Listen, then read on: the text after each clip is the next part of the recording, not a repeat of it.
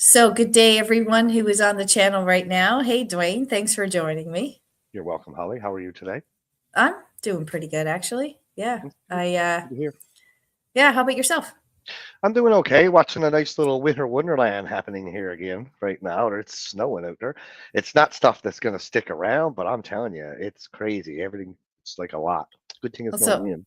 it looks like a snow globe out there.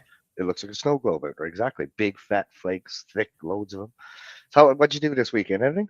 Well, I'm just thinking, like, it's April the 12th, 2026, April the 12th, and you have a snowfall happening outside. That would be very discouraging.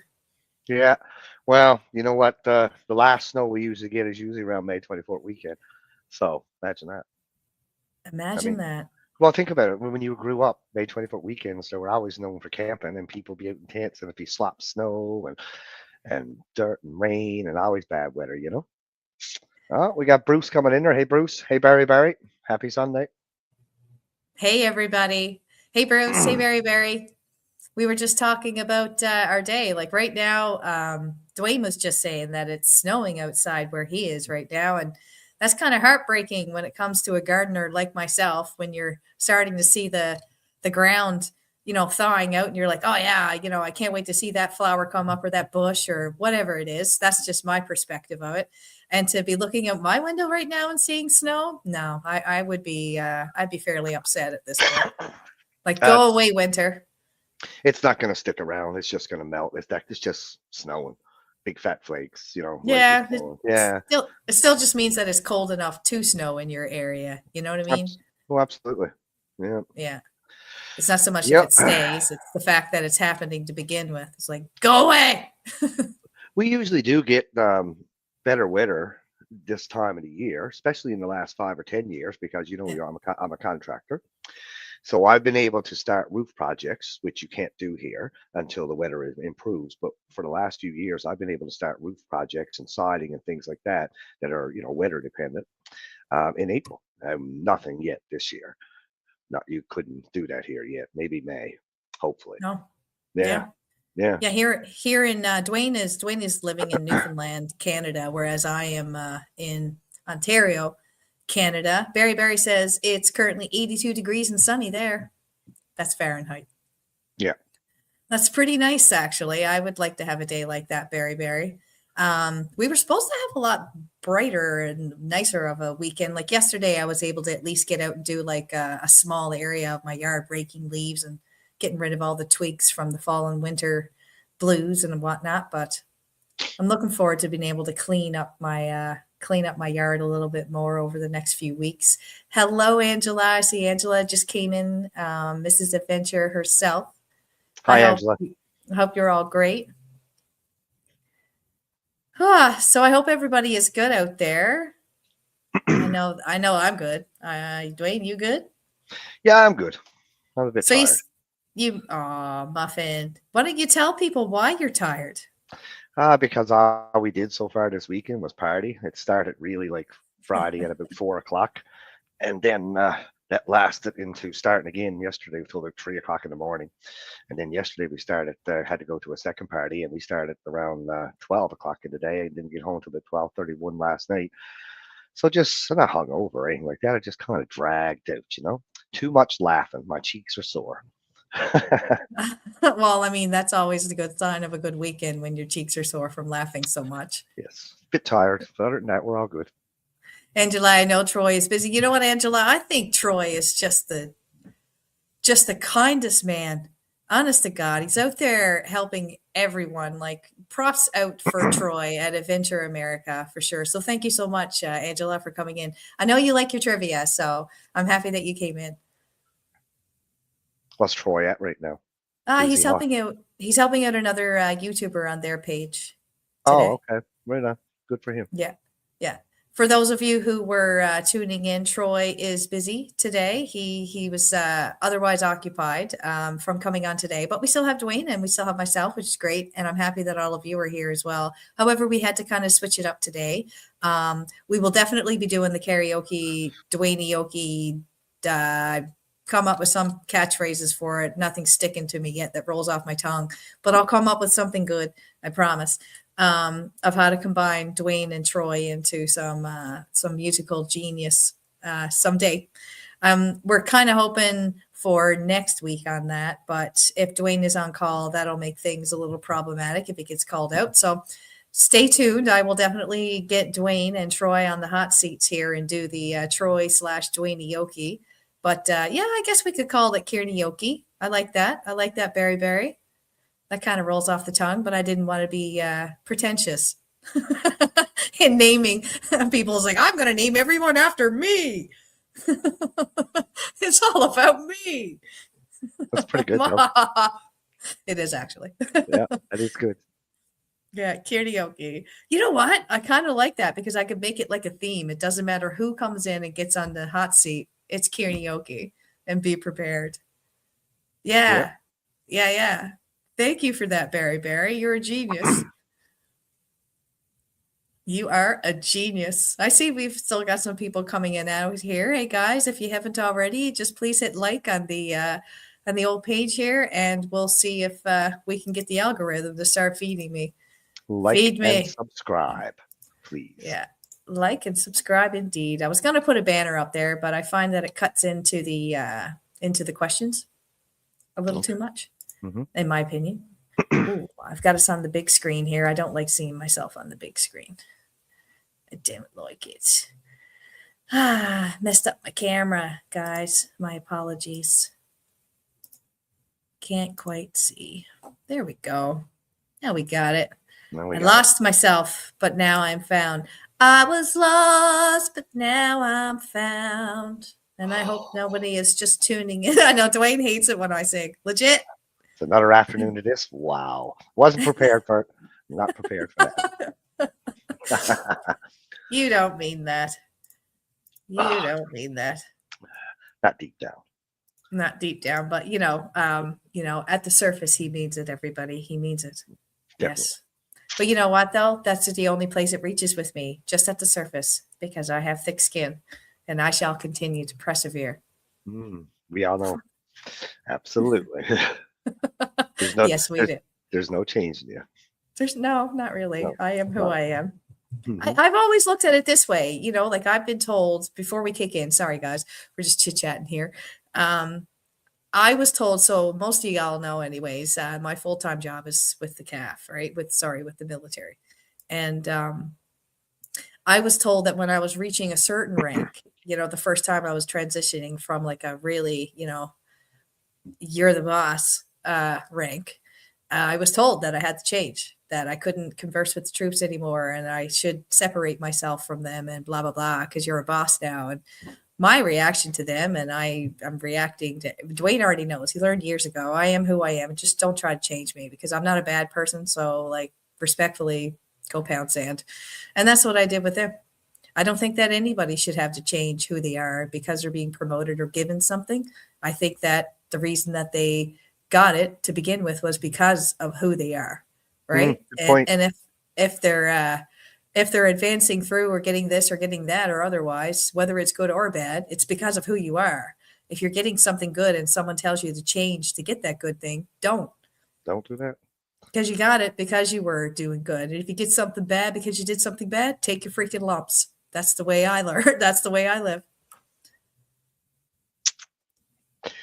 How you remind me of the Dr. Seuss character. A Dr. Seuss character. Well, is that because I have big poppy eyes? No, I am who I am. Who I am is who I am. Yes, and that is all that I am. And that is all that I am. That is all that I am. All right, yeah. So I think we've got a few people on here tonight. So good. Barry, to go back here. Thank you very much. I might actually steal that from you, my friend. Karaoke. I love it. So I hope y'all are ready for the trivia this evening. Tonight's theme is going to be the 70s and 80s category, the times.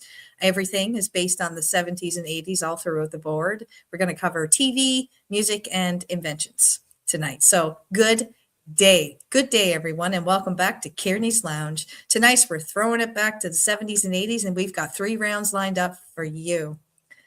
And Dwayne. Woohoo. Can't that way. wait. Oh yeah, I'm sure. I'm sure.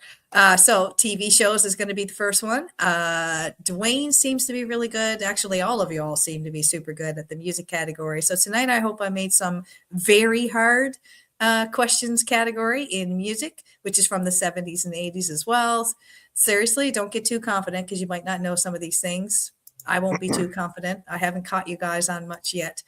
And the last one is inventions that were created in the 70s and 80s. So here's how it's going to work. I'll ask a question and give you four options with those questions. You've got a few minutes, a minute or so to lock it in. Drop your answers into the chat. If you're in here already and haven't already said hello, come on in and say hello in the chat and let me know who's with me tonight. And we'll see who really knows their stuff tonight. Right, Dwayne? Yep, that's what we're going to do. All right.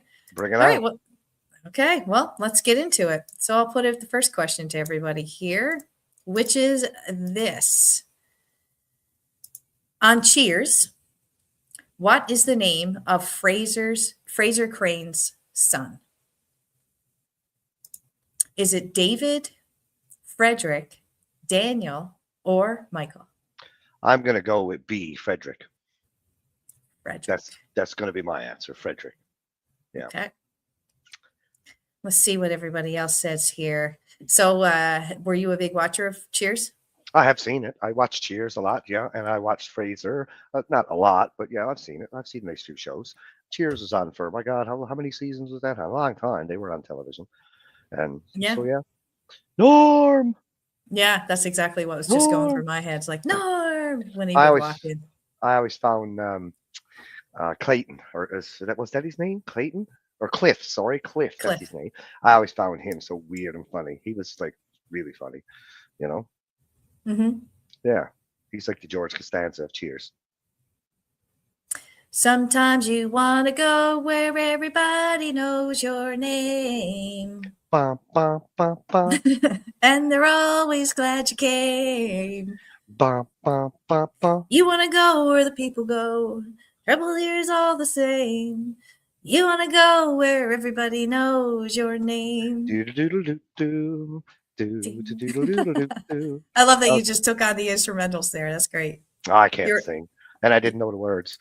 So, but I remembered how it went. Yeah.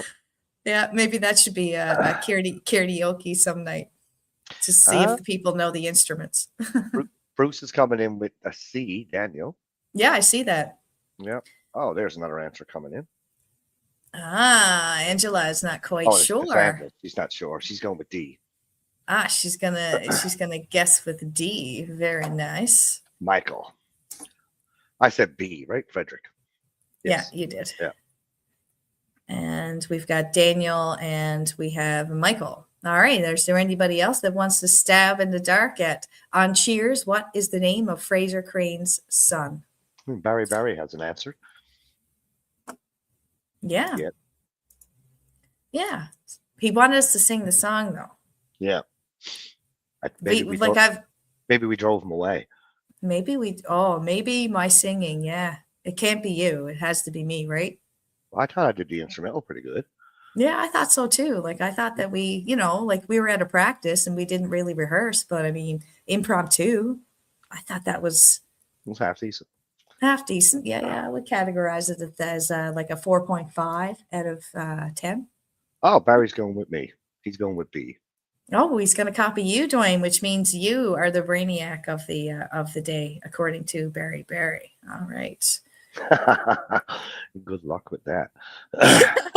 Yeah, well, I didn't want to go there, but all right. So I guess we have people locked in. Angela says, I have a million Michaels in my family. I think that's a safe guess.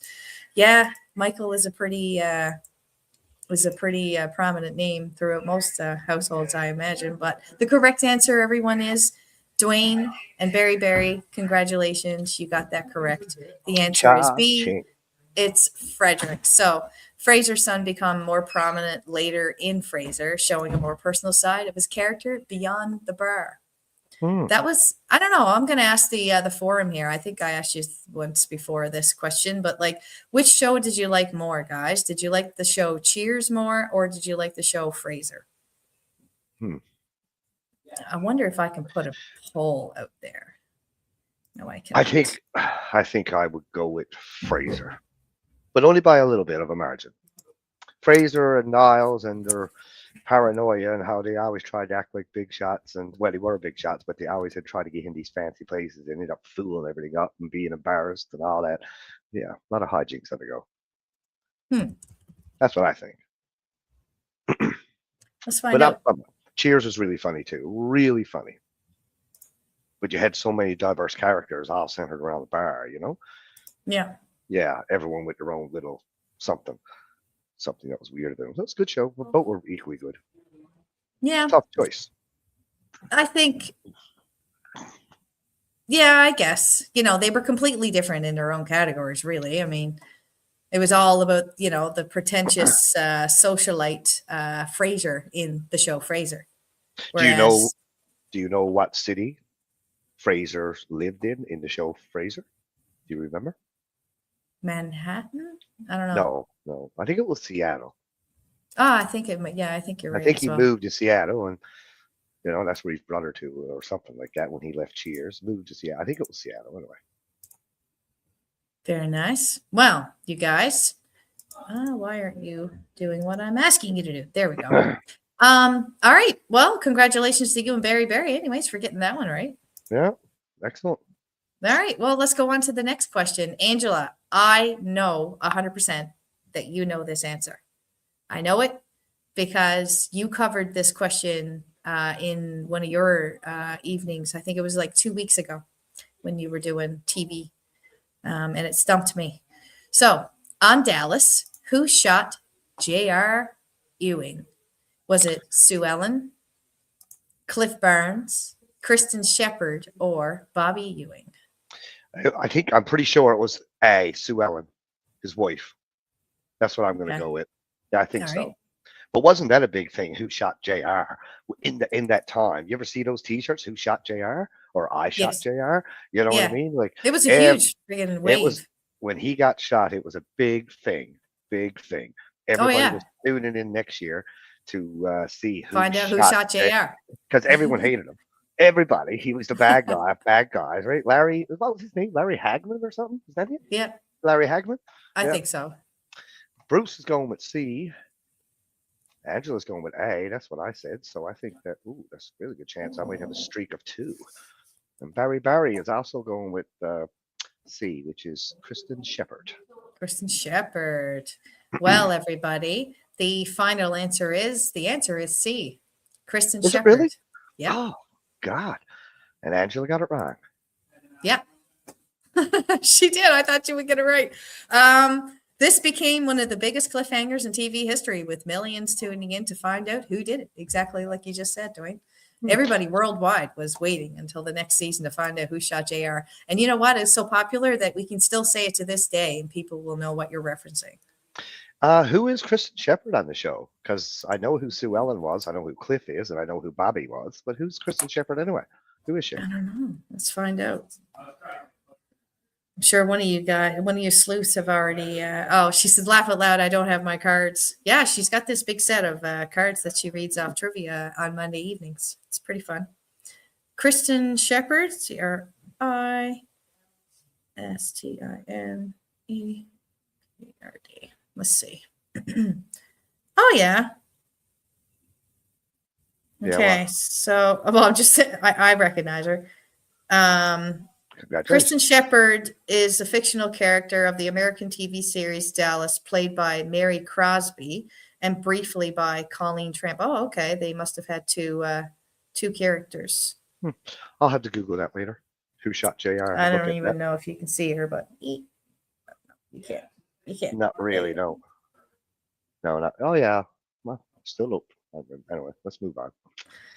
Pretty lady. Wonder what she looks like today. I'll sulk later. You'll sulk later? All right, good. Because I just think it's pathetic when you do it. And you should really cut down on the amount of times you do it as well. I'm a sensitive kind of guy. It's unbecoming. It's unbecoming. All right, so the next question, everybody. In Magnum PI, what is Magnum's first name? Is it Jack, Thomas, Richard, or Sam? I'm pretty sure it's B, Thomas. Now I have watched the show. I didn't like follow every show or anything, but I have seen the show. I'm going to go with B, Thomas, and Bruce agrees with me. All right. Isn't that what Higgins used to call him? Used to call Magnum him by his PI? first, used to call him by his first name. No, I mean, I'm not going to tell you. That's what I think. You asked Yeah, the crowd. I'll go with Thomas. Definitely B. Yeah, Thomas? I'm all And in. Magnum PI, what is Magnum's first name, everybody? Is it Jack, Thomas, Richard, or Sam? Barry says Tom played Tom. We're all going with B. Excellent. Very nice. And Angela went with B as well. Everybody. Yeah, everybody went with B there. Well, everybody is correct. You guys swept the board. Your first one. That's awesome. The correct answer is B. Thomas Magnum became one of the most iconic TV detectives in the 1980s. And he drove I a didn't. Ferrari. What? He drove a Ferrari. He didn't He own it, did. but he drove it. Who owned the Ferrari? Oops, I forget his name, but he owned it, everything apparently. And I think in later shows it turned out to be Higgins, but Higgins was always making out that he wasn't the guy who owned it, the whole mansion and everything and the Ferrari and all that. Yeah. Yeah.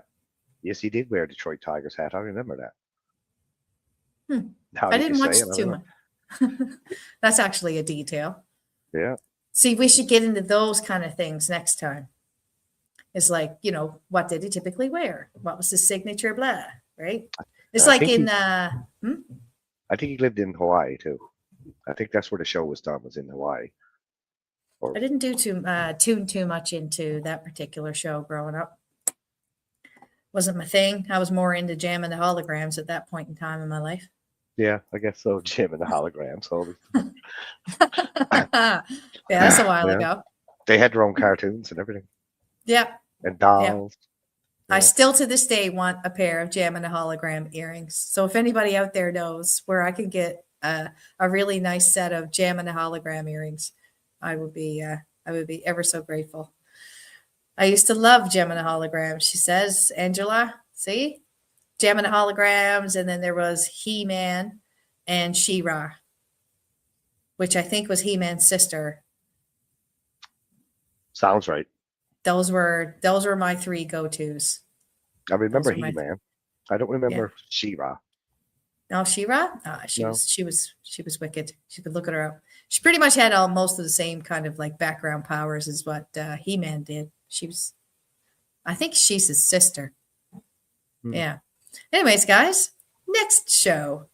In Knight Rider, what is the name of the car?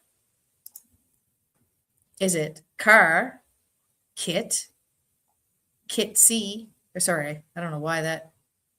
I have no idea why that.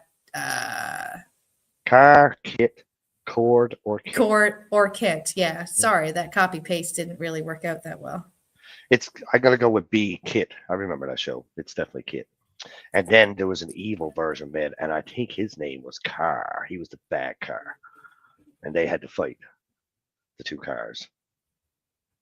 That was just one episode, I think, or two episodes, maybe. That was like a year-ending cliffhanger, maybe, or something. I don't know. But it was Kit. His name was Kit. Okay. Yeah. I've never seen this show before. After what you just said, I thought I saw the show, but now I know I have never seen this show before. And congratulations, Car, the nemesis, is what Bruce says. That's right. He was the bad guy, Car. Yeah. Bad car. Right? A good car, a bad car. There was good car and bad car. All right. Yeah. All right. Well, you know what, you guys? You did it again. You swept the board. The answer is definitely B. It is Kit. Kit was one of the earliest portrayals of artificial intelligence in mainstream TV. There you go. The things you know, the things you learn. Barry says, I had a Kit car and David Hasselhoff action figure as a kid. No way. I haven't heard of the Hoff in quite a while, actually. David Hasselhoff action figure. My goodness. I remember those. I never have one, but I do remember it. Wow. I've seen them. I've never personally had one either, but I have Yeah. seen them. Wasn't he the replacement of the GI Joe? He was kind of going for that. Action figures came out. They were big for many things when they came out. I mean, everything was action figures. I think maybe even Star Wars might have started that. They were kind of the first ones, I think, to start releasing action figures, maybe based on movies and shows. It could be a bit older than that. But yeah, those were highly sought after and collectible too. Now, Oh yeah. old Oh, toys, if you got it in good shape and you got the original box and stuff, it's like old comics. If they're worth money to people who want them and collect them. that's true. Mm. I've got a big Rubbermaid container of original Cabbage Patch dolls downstairs. Anybody's interested? Cabbage Patch. Yeah. Got all the birth certificates, got everything, got all their clothes, got like spare diapers, you name it. I got. They were big too. Oh yeah, I used to love Cabbage Patch dolls growing up. Yeah. It was one of my favorite. Well, actually, yeah, not to get too personal, but mine and Dwayne's dad passed away when we were young. I was quite young, and I was 13. yeah, I was 6 or 7, and Yeah, really. wasn't I? Holly just wants to make herself sound younger. Continue. Well, I'm not gonna I'm tell like him 7 years younger than you. I'm not gonna tell him how old you really are. Whatever. I was a kid. Okay, Yeah. I was a Yeah. kid, and I Yeah. did say that I couldn't quite remember anyway. So I already covered myself from libel, but um, but that is one of the three major main memories I have of him. Is him coming in Christmas time one year and giving me a Cabbage Patch doll. Yeah, her name was Samantha. Everybody, she had curly blonde hair. She was cute. Okay. So Good which memory. TV? It is a good memory. It's one Mhm. of the three. One of the three. Which TV show features the Huxtable family? Oh, too easy. I know. Yeah. It is a great memory. Thank you, Barry Barry. I remember when he leaned over and he went to go give me a kiss, giving it to me. He had stubble on his face, and I had like this fair skin. Obviously, I was a little child, and it hurt. So I remember that part too, of him hurting me. I'm gonna go So with C, of course, the Cosbys. yes, I think everybody's going to go with C. Yeah, we'll sweep this one. You'll sweep this one. Yeah, you can pretty much call it right now. I see stum. What's stum, Bruce? I had that highlighted earlier, but I wasn't sure. I don't know that word, stum. No, Do you know that word, Dwayne? no, I don't know the reference. I'll keep stum. I don't know what it's referring to. No.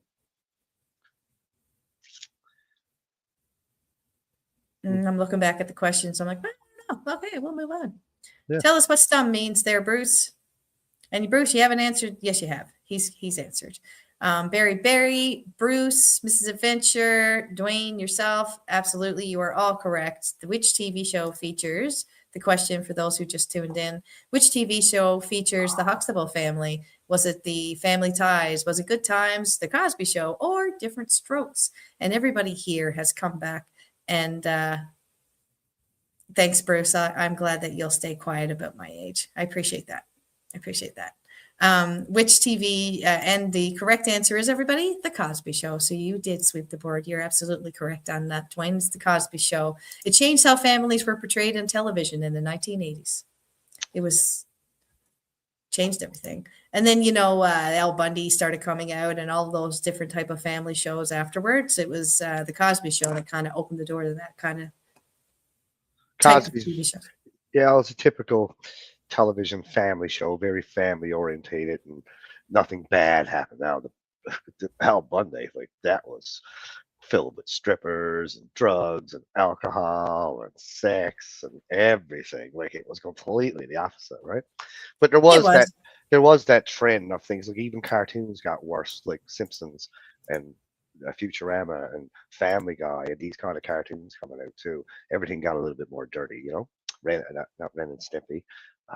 Well, that's where like South Park. reality TV shows started coming out too, right? And they became like that was extreme in the 90s, the types of Yes, yeah. reality shows that people would sign up for. Absolutely. Yeah. right? So South Park. everybody was trying to be bigger and better and bigger and better, more shock value and everything else. Yeah, Yeah. I agree. Yep. These are like I find back in the 70s and 80s is like the foundation of before it went insane. Yeah, pretty much.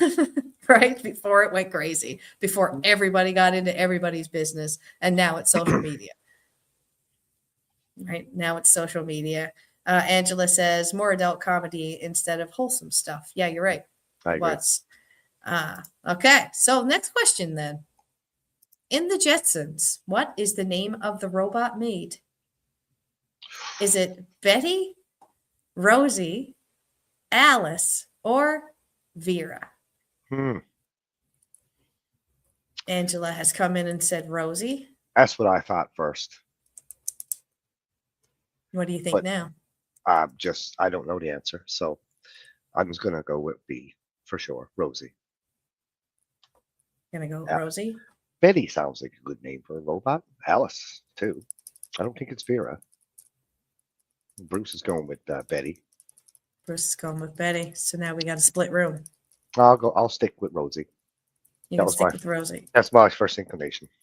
Okay. All right. So everyone in the Jetsons, what's the name of the robot maid? Is it Betty, Rosie, Alice, or Vera? Everybody, the correct answer is B, Rosie. Rosie was an early fictional example of home automation. If you think of it that way, she was. Now we've got the Rumbas and all sorts of things. Did you see the robot that the first lady down in the US walked out with last 2 weeks ago? No. Unbelievable.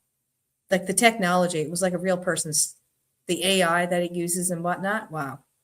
Wow. Yeah. If anybody hasn't seen it and if you're into that kind of stuff, then check it out. Check it out. It's quite the robot. Yes. You know what, Angela? I would love to have a Rosie. Oh, man, would that ever be nice? Would that ever be nice? Everybody could benefit from a Rosie. 100%. But most, like a lot of people out there, they're like, oh, robots are going to take away jobs. Not if we do it right. Like technology is already taking over anyways. Robots have been taking jobs for a long time from us. Oh, yeah, for sure. Yeah, people put together cars one time with hands and tools. Now it's machinery and just robotic. Yeah, we just do safety checks. Absolutely, yeah, basically. So. Yeah. Well, moving on to the next question, there, my friends. Let's move into another show from the 70s, 80s. In Happy Days, which city does the show take place in? Oh. Is it Chicago, Detroit, Milwaukee, or Cleveland? Happy Days. Monday, Tuesday, happy days. Tuesday, Friday, happy days. Happy days. I was thinking it began with C, but it wasn't Chicago and Cleveland. I know it was. I'm going to go with Milwaukee. C. Yeah, that's my answer. Are you going to go with that? Yeah, I kind of thought. Looks like everybody else is too. Yeah. I'm pretty sure it's not Cleveland or Chicago. So why do you think it's not Cleveland? I don't know, because I think that's the Drew Carey show did Cleveland. And Detroit, I'm pretty sure it's not Detroit, right? I'm thinking it's Milwaukee. Okay, well, let's find out. In Happy Days, which city does the show take place in? Dwayne, you are absolutely correct. And everyone else here on the forum, you are correct. It is C. It's Milwaukee. The show captured nostalgic American life in the 1950s. If you're wondering what Happy Days was all about. Hey. Now, I really remember. Hi, Dan. How are you tonight? I hope you're doing well. Thanks for coming in. Appreciate it. Hi, Dan. Barry says cheese. Oh, it's Kevin. Is hiking with Jackie Boy Kevin or Dan? Hiking, but shoot! For some reason I was reading an absolutely wrong handle. It is Kevin. My apologies, Kev. Hi, Kevin. Yeah, you're not too late. We're about 5 questions ish in, so you should be able to pick up and go because I know that you're a smart guy, anyways. Mr. Kevin. All right. Well, next question for everyone while you're acclimating yourself on the forum there is one of my favorite shows from that time frame. Just Kevin, just to catch you up, we're covering 70s and 80s trivia tonight. So we're going to be covering TV, music, and inventions from the 70s and 80s. And currently, right now, we're on the TV category. Yeah. Next question is, in Three's Company, what is the name of the bar the characters often visit? Is it the Rusty Anchor, No. the Regal Beagle, Regal the Beagle. Blue Note, or the Seaside Inn? It's the Regal Beagle. Now, you sound pretty confident about that. Oh, one. I know it's the Regal Beagle. That's what Dion calls his garage out in his spot. It's like a house garage type thing. Oh, he calls it the Regal Beagle? He calls it the Regal Beagle. Yeah. That's awesome. I think he's even got a Regal Beagle sign. Really? I do, yeah. It's the Regal Beagle. That was a good show, man. That was really funny. And it was all about the acting and the foolishness, too. There was very limited effects or anything. Yes. John Ritter, Jack Tripper. Remember the way the door for the kitchen would swing in both directions? Yes. How many times did someone beat him up with that door, right? And every time he made it look funny. Every single time, right? Well, Yeah. what I enjoyed was Mr. Roper thinking he was gay and the expressions that Mr. Roper would do with the, like flinging his finger like this. And yes, and yeah. They were really pushing it. Mr. Furley was like that too. Yeah. Oh, yeah. Mr. Furley, I think, was my favorite landlord because he was so squirrely. Oh, Don Nuts. He's a very funny guy. Very funny guy. Yeah, I did enjoy that show. Kevin says B as well. The Regal Beagle. Okay, everybody, in Three's Company, what is the name of the bar the characters often visit? It is absolutely correct, everyone. The Regal Beagle is absolutely the right answer. It became a recurring setting for many comedic scenes. Yes, it definitely did, like the door that Dwayne just mentioned. Sorry, Kev. Troy is helping out because he is a freaking saint. He's such a nice man. Inspires me to be a better person. That's for sure. He's out helping someone else, another YouTuber today. So we weren't able to do the karaoke, which it's been voted by Barry. Barry suggested calling it Karaoke. So karaoke will be postponed for now. I do have the lineup and everything ready for them. We're just going to give them a little bit more time to practice the songs. And then we'll kick off karaoke within the next week or two. Bruce says Three's Company is an American version of the UK series Nan About the House or Man About the House. I've never seen that. Man About the House. No, I haven't either. I'm going to write that down, actually. I always have a pad next to me. About the house. I'm sure it's funny. Yeah, UK shows are always really funny. British humor, I do enjoy. I do enjoy. Me too, very much. Yeah. So, yeah, great job, everybody. It is the Regal Beagle. The Regal Beagle. So, moving on to the next question, my friends. Oh, it's helping Dennis today. That's pretty nice. That's what I'm saying. Like, you guys are all amazing. Like, I'm so fortunate to have you guys as part of my crew as well, because honestly, you're really good people. So I appreciate you. I don't appreciate Dwayne, but I appreciate you. I only tolerate Dwayne because he's related to me. That's true. We're stuck. Yeah. It's like a marriage that you can't get out of. Yeah, worse than that. Yeah, I would agree. Some days. Yes. Great. It's a gray, foggy day. Oh, yeah, buddy.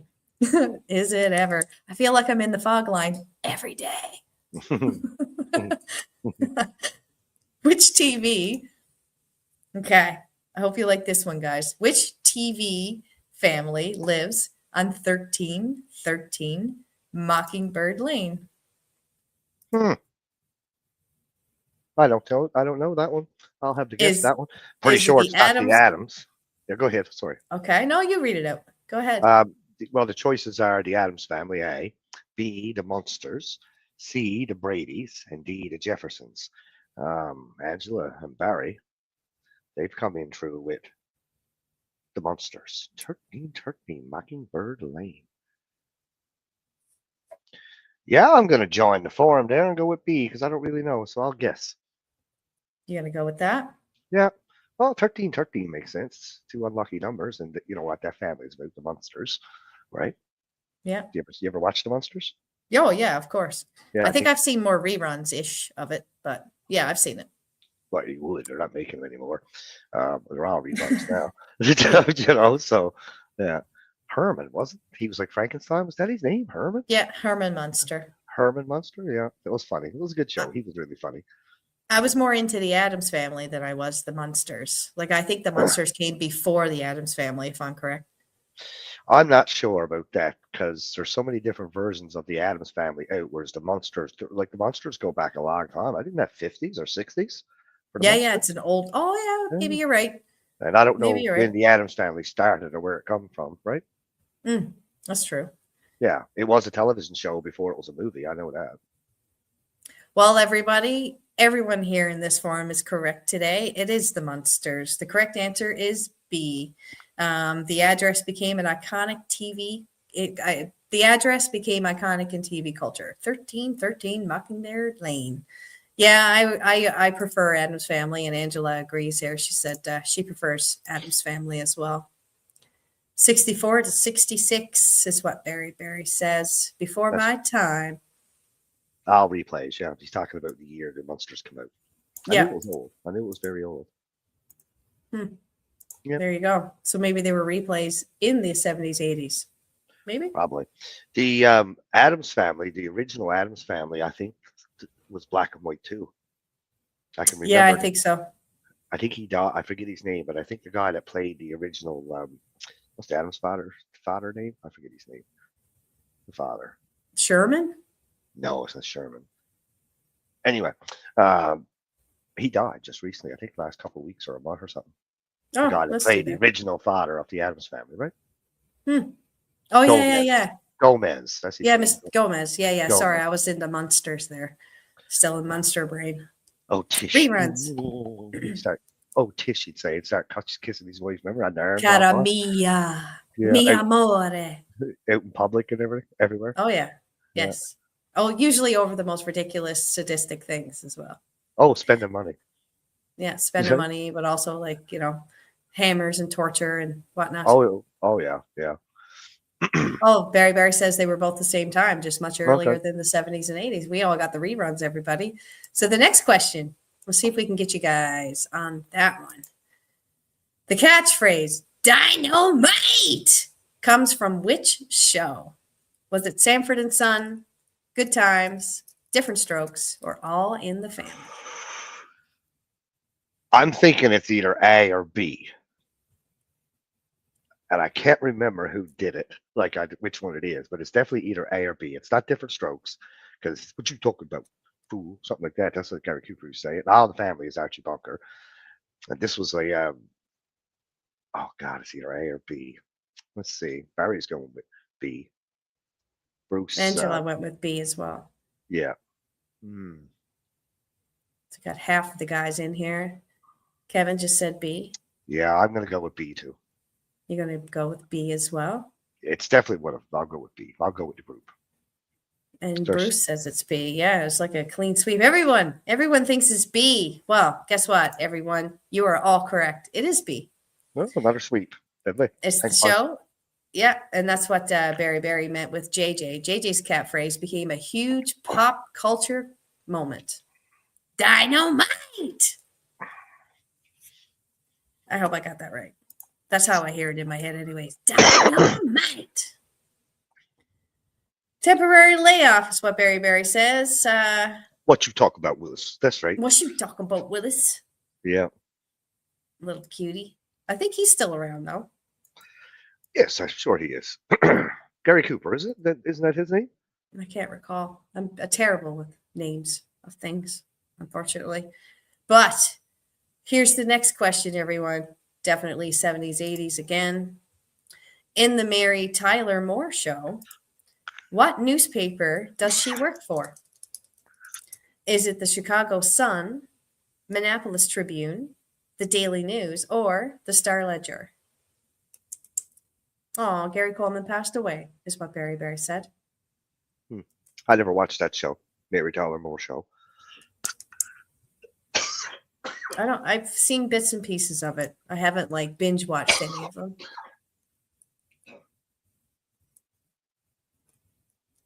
But the show did help redefine a woman's role in television because they made God. her, she was the editor of the newspaper. So to have a Okay. woman at that time in charge was a pretty big deal. So we got a So couple everybody's coming in. Yeah. C Daily News. They're I'll, guessing. I'll go with So I'll Berry go with Berry is C. guessing C, C, C. So y'all are going with the Daily News? I'm going to guess C as well. Yeah, I'm guessing. Okay. All right. Maybe D is what Angela says. All right. Which one are you going to go with there, Angela? Is it the Daily News or the Star Ledger? She's conflicted. I'll give you a chance. I'll give you a chance to get your last answer in. And then I shall read out and relish in the facts. Going once, going twice. Well, it doesn't matter if you had a chosen C or D in this case. I'm glad that you stuck with C. You were still wrong. The answer is the Minneapolis Tribune. Tribune. Oh, B, was it? Okay. Yeah, it was Ah, B. well. So I got that point, everybody. Ha ha, neener, neener. Holly's finally Finally. on the board. She's on I the board. know. I know. I'm not like last week. I got on the board like 3, 4 times. I take pride in it. If I can stump you guys, I take pride in it. Legit. Because it's hard to do. It's hard to do. You guys know your stuff. All right.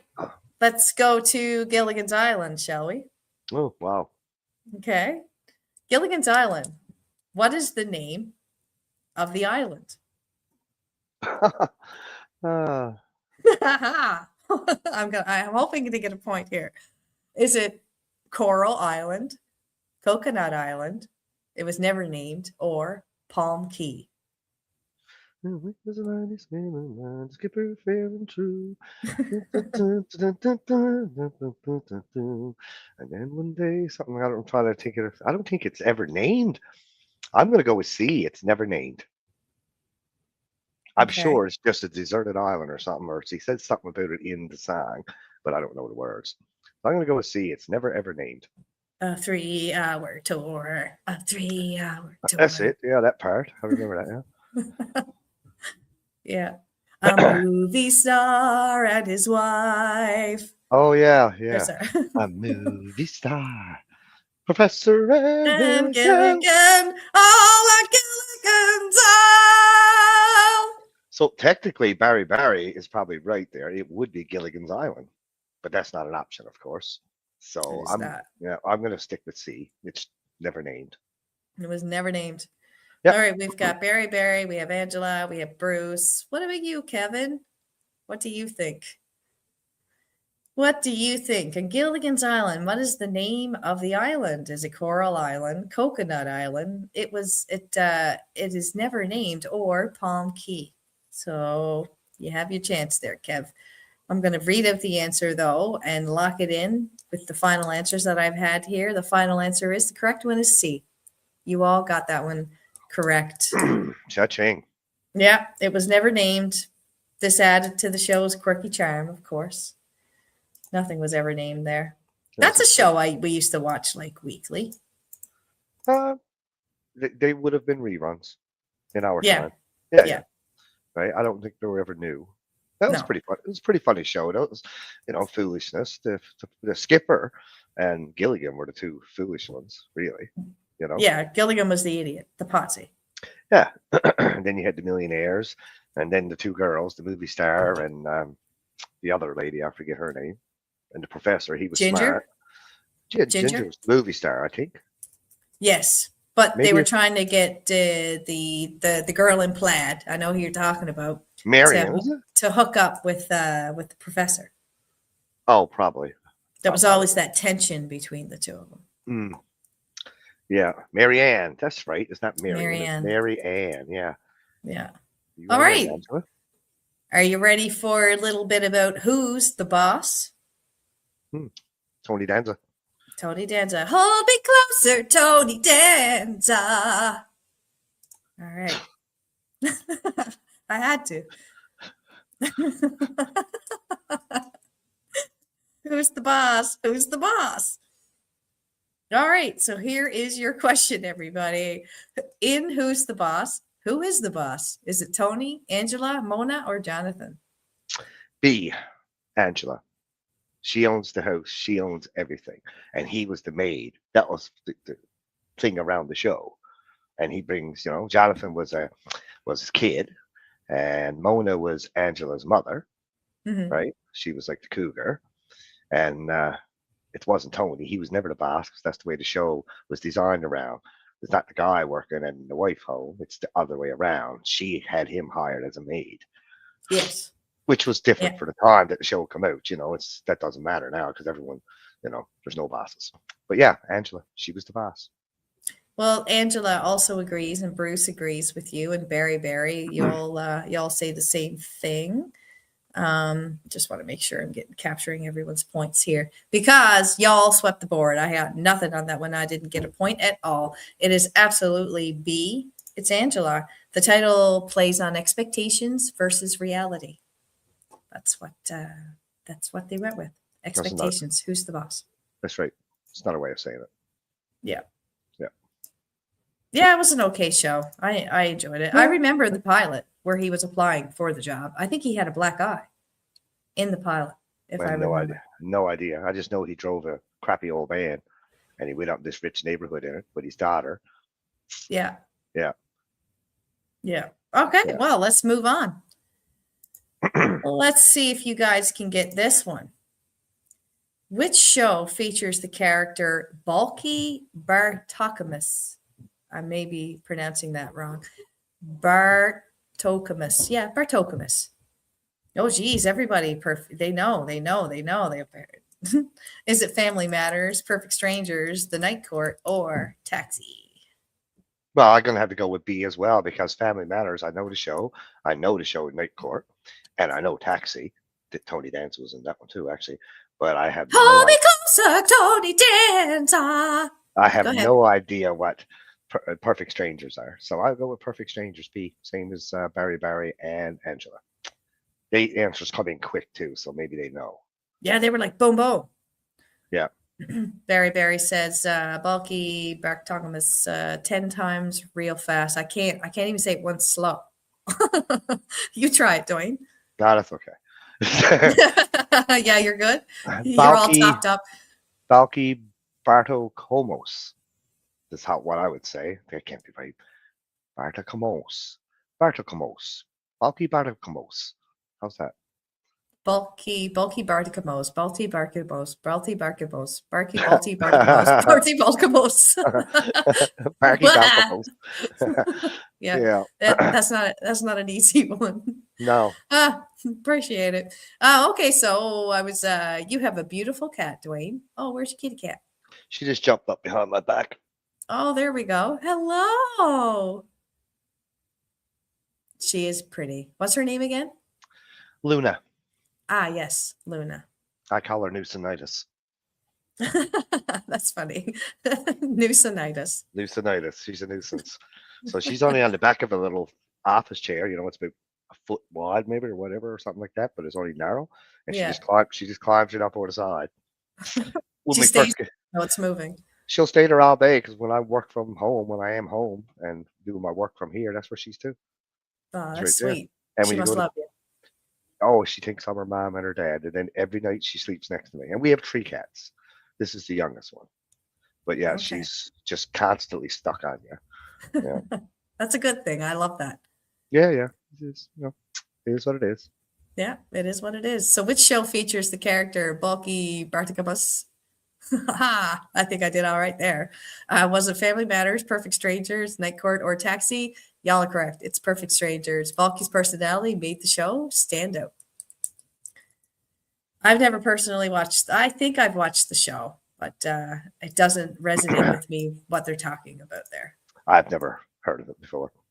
All right. So the next question is, which show uses the theme song "Thank You for Being a Friend"? Boom, boom, travel down the road and back again. Mm-hmm. Your heart is through. You're a pal and a confidant. Down. you threw a Golden Girls. party. You invited everyone you knew that you You would would see the see. biggest gift from me. And the card attached would say, "Thank you for being a friend." See, when you sing around Down, here, now down, I got down, down, down, Louis. down. Louis over on top of me now. I got my dog here too. Now he's going to be pushing me all over the place because you're singing, and he gets excited. Thinks it's time for him to play with you again. This is an Yes. opportunity. Yeah, that we're revving him up. Yeah, We're that's what he revving said. him up. So, which show uses the theme song, Thank You for Being a Friend? Is it Golden Girls, Designing Women, Facts of Life, or Kate and Allie? Everyone here is pretty much across the board It's saying, Golden Girls. Yeah, yeah, Betty Golden White was Girls. brilliant. She was really funny lady. Yeah, she was. Yeah. Who's Bronson Pinchot? Bronson Pinchot. What do you mean, Mr. Bruce? Okay. Well, let's get to it. Thank you for being a friend. And the answer is absolutely the Golden Girls, one of the most recognizable TV theme songs ever, they say. That's what they say. Mrs. Adventure Bulky. Oh, Bronson Pinchot. Oh, okay, Go. okay. He was saying who the character's real name was, which is Bronson Pinchot. Cool. Thank you for clearing that up, Miss Angela. All right. So great job, everybody, on that one. So the standings, I'll let you know that right now we have Barry in first place. Bruce, you are in, no, actually, Angela is in second place, and Bruce is in third place. Dwayne, you're like 1 point away from being on the podium. Oh, wow. Fantastic. Yeah, yeah. Just putting it out there that you're not on the podium. Just say it. Just putting it out there. Just okay. You need to. I recall only getting 2 wrong yet today. You need to get better. You need to get gooder. Gooder? Get gooder. Get gooder. I'll try. You're doing a really great job. You only got 5 wrong. So it's, Holly always Kevin, gets off my points every week. I notice this. It's not true. Which album, because we're going into the music category now, guys, from the 70s and 80s. Dwayne, I know that you're going to get some here. You're going to get some. And it's going to be dynamite. So, which album by Pink Floyd includes the song Have a Cigar? Is it The Wall, Animals, Wish You Were Here, or Metal? It's not The Wall. How I wish. I just got pretty sure it's not. I'm pretty sure it's not Wish You Were Here. I think. I'm not sure. I do have several Pink Floyd albums. I'm surprised I don't know this quicker. Hey kids, have a cigar. You're gonna go. Am I allowed to go look at my albums? No. That's no different than people Googling. I don't have Metal, but I've heard it because I listened to it on YouTube one time. It's definitely not The Wall. I'm a bit torn between B and C. And I just recently got Animals and I listened to it. So I'm going to go with C. I'll go with the group again. Yeah, you're going to go with the group? Now, because you always rip me off points like we were talking about earlier. When I guess something because I don't know the answer and the guess is right, that counts as a point, Holly. 100%. Okay, I've always given you that. Yeah. I have. I'm going to go with C as well. And I do have Wish You Were Here, I think. I definitely got it on CD. I'm not sure if I got it on vinyl right now. How I wish you were here. We're just 2 lost souls swimming in a fishbowl, year after year. Anyways, I'll spare you guys of that. What have you found? The same old fears. Wish you were here. All right, everybody. Probably the greatest guitar solo. Yeah, it was very nice. Down, down, down, down. So the correct answer is absolutely C. Wish You Were Here. The song is a critique of the music industry and record executives. Is it really? Yeah, it's a critique of the music industry and record executives. Yeah, it's a great song, Angela. I know that we should keep it to who actually originally sang it, but it is what it is. It is what it is. That's just me insulting myself here. I'm getting ahead of you, Dwayne, by insulting my own musical skills. Oh, okay, good. Yeah. I figured I'd just, embrace it, right? Absolutely. Just, It's not like it's just ever going to change, so it's just about a joy. yes. I mean, you said earlier I'm never going to change, so I'll try. So, it just goes The with it. singing siblings. Sibling sing along Sunday. Sibling sing along Sunday. Yeah. Mm. Welcome to the sibling sing along Sunday. Sunday on Sunday. The sibling sing along Sunday. Sunday with Holly and Dwayne. Oh, it's going to be a pain.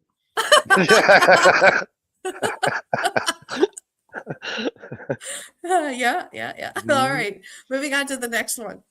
What was the first top 10 hit for Prince? Was it 1999, Purple Rain, I Want to Be Your Lover, or Little Red Corvette? I would guess that it's either B or D. I'll go with Purple Rain. Do you know that song? Yes. Okay. Purple rain, purple rain. Mm-hmm. I Do you know? only want- Oh, that's what I'm going to go with. Yeah, I'm going to go with Purple Rain. That was a huge hit for him. So I might be wrong. So what was the 1999. That's what Angela went with. I remember that song too. Little Red Corvette was a great song. I really like that one. Little Red Corvette's the only one that's not coming to me. Little Red Corvette, baby, you're much too fast. Oh, yes, I know it. Yeah, well, I'm gonna stick with B anyway. I'm not gonna change my answer. Right or wrong. That's what I'm going with. Kevin says A because Angela says so. Yeah. Well, guys, guess what? That's 2 points for me in total today. Y'all got it wrong. Oh, really? What's the answer? Yeah, it is I Want to Be Your Lover.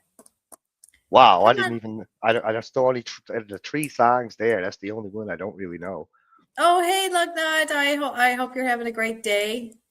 Doing a little bit of trivia here. It's great to see you in here on the forum. What's Lugnut's handle? Lugnut the Chocolate Labrador. She's got a chocolate Labrador called Luggy. Oh, okay. He just had his 12th birthday.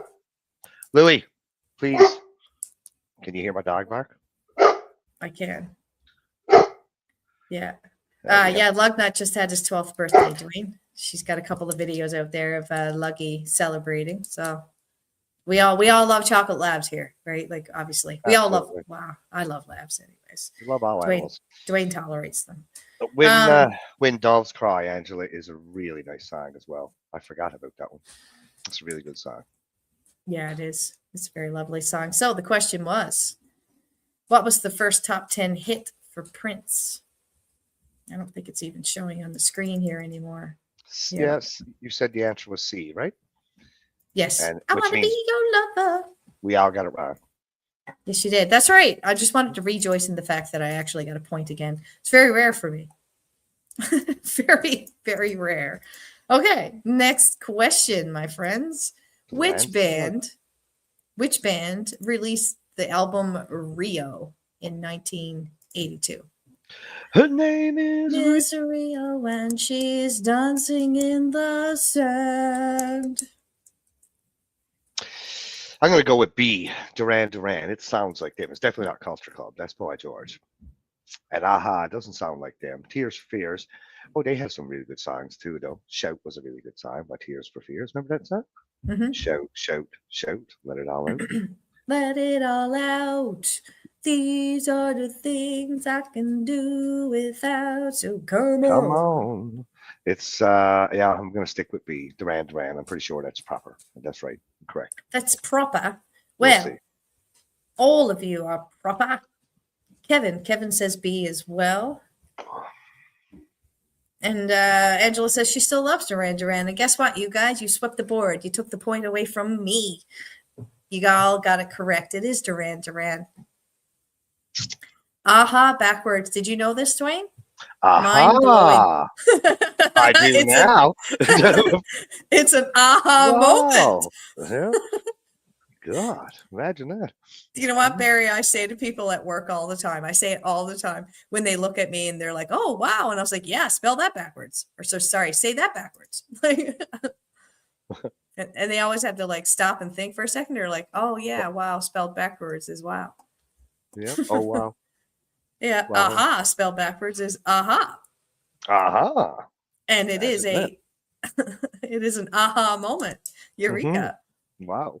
Aha! Mm-hmm. Actually, I really, really, really liked aha, that song. Take on Me. It's a good song. That's a good sign. Yep. Yeah. It's a great song. I think I liked the video more so than I was enthralled by the video when I was a kid, just watching those comic strip. Yeah, racing. I think it was the highest budgeted video of its time because of all the sketches that they had to do.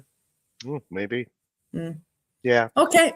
Magic too. There was magic in her too, because remember she somehow got Yeah, she sucked went into the comic, into and then they found her in the garbage can at the end of it. yeah, because Yeah. the waiter I think took the thing and threw it in the garbage, and she Crumpled it ended up. up coming out of the garbage can with him.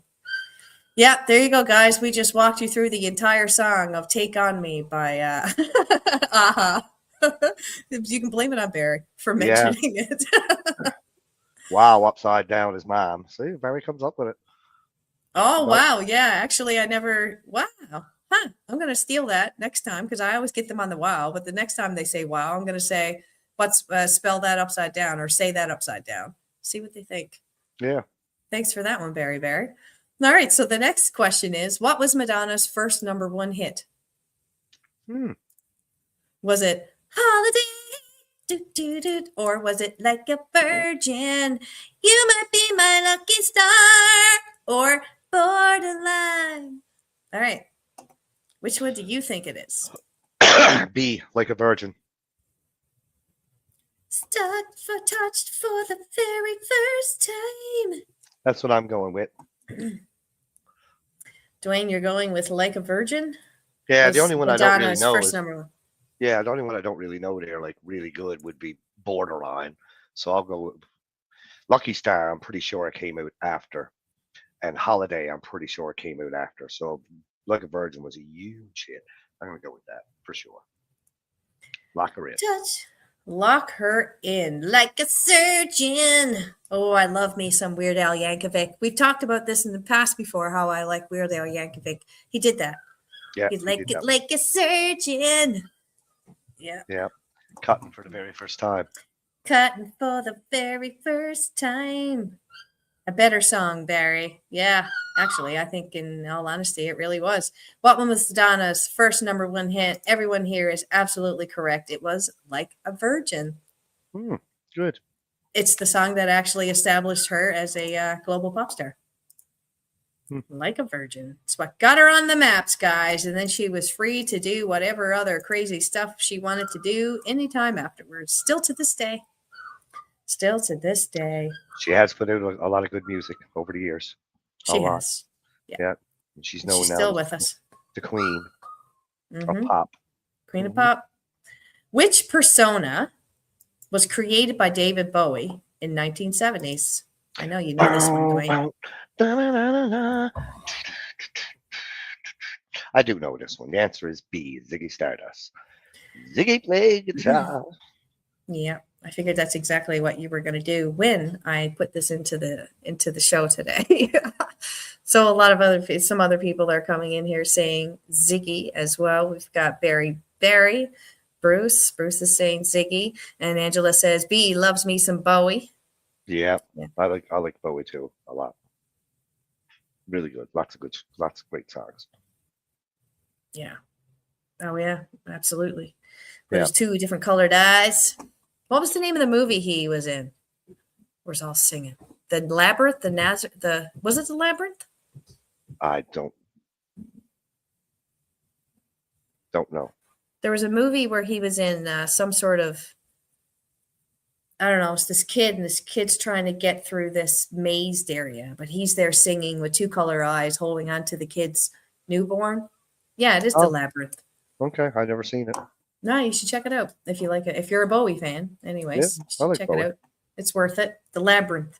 So, which persona was created by David Bowie in the early 1970s? Everyone here is correct, everyone. It is Ziggy Stardust. Yep, it was a groundbreaking alter ego in music history, is what they say. Ziggy Stardust. Ziggy Stardust. Congratulations, everybody. All right, let's get into another one band that I know y'all know, which is Queen, right? I think we all can say that Yeah, for sure. we like Queen. So, which song gave Queen their first U.S. #1 hit? Hmm. Was it Bohemian Rhapsody, Another One Bites the Dust, Crazy Little Thing Called Love, or We Will Rock You? Well now. Well now. Bruce believes Hmm. it's A. So does So does Angela. Angela. Yeah.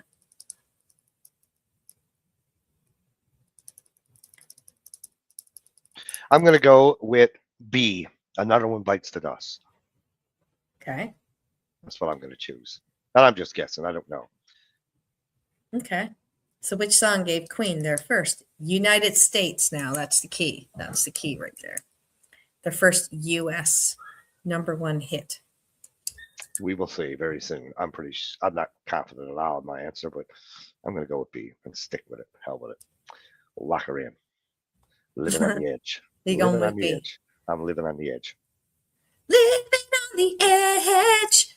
I do know that I'm singing Bon Jovi. Whoa, Dwayne wants to live on the edge. Living on the Living edge. on the Edge was done by Aerosmith, not Bon Jovi. So, nah, Okay. and you're singing it completely wrong. Nah, I nah, know. nah. You should lose That's points a, for that. I should. Yes. I would. I should put a poll up for that one. Should Holly lose points for bastardizing living on? Yeah. Okay. Yeah. Barry says C, He's and going with everyone else here is going with A. Dwayne, you're going with B, right? we. Wait. Why? Well, we do have one person who is correct in this forum. And it is not you, unfortunately, Dwayne. And it No. is not yourself either, Bruce or Angela. It is Barry. The answer is Crazy Little Thing Called Love. Well, good job, Barry. Which song was Queen's first #1 US hit? It is Crazy Little Thing Called Love, a different style than their usual sound, but hugely successful. Good song. I like it. Crazy Little Thing Called Love. I found it had a kind of an Elvis vibe to it. Oh yeah, a little bit like older. I know what you mean. Yeah. Yeah. Yeah. It's cool. Relax. You know. It's Way it is. letting see on my face and getting ready. All right, which band recorded The Sultans? We are the Sultans of Swing. Boo doo boo. Do do do do. Was it the Dire Straits, the Police, Eagles, or Fleetwood Mac? Dire Straits is the answer to that one. Angela said the same thing. She was pretty confident. She got it in there like boom, right off the gate.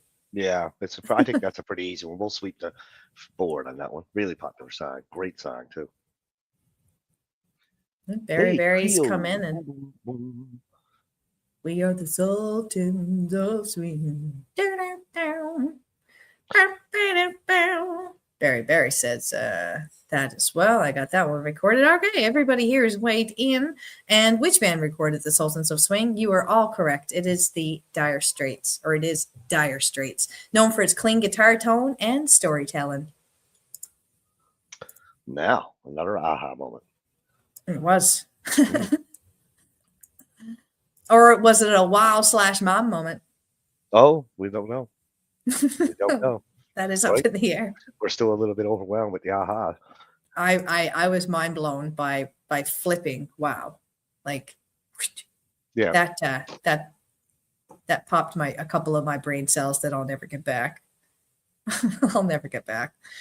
Which artist originally recorded "Tainted Love" before Soft Cell made it popular? Oh wow. Was it the Supremes, Gloria Jones, Diana Ross, or the Shirelles? I have no idea. Tainted love. Tainted Gloria Jones is what Angela says. She come in pretty fast on that one too.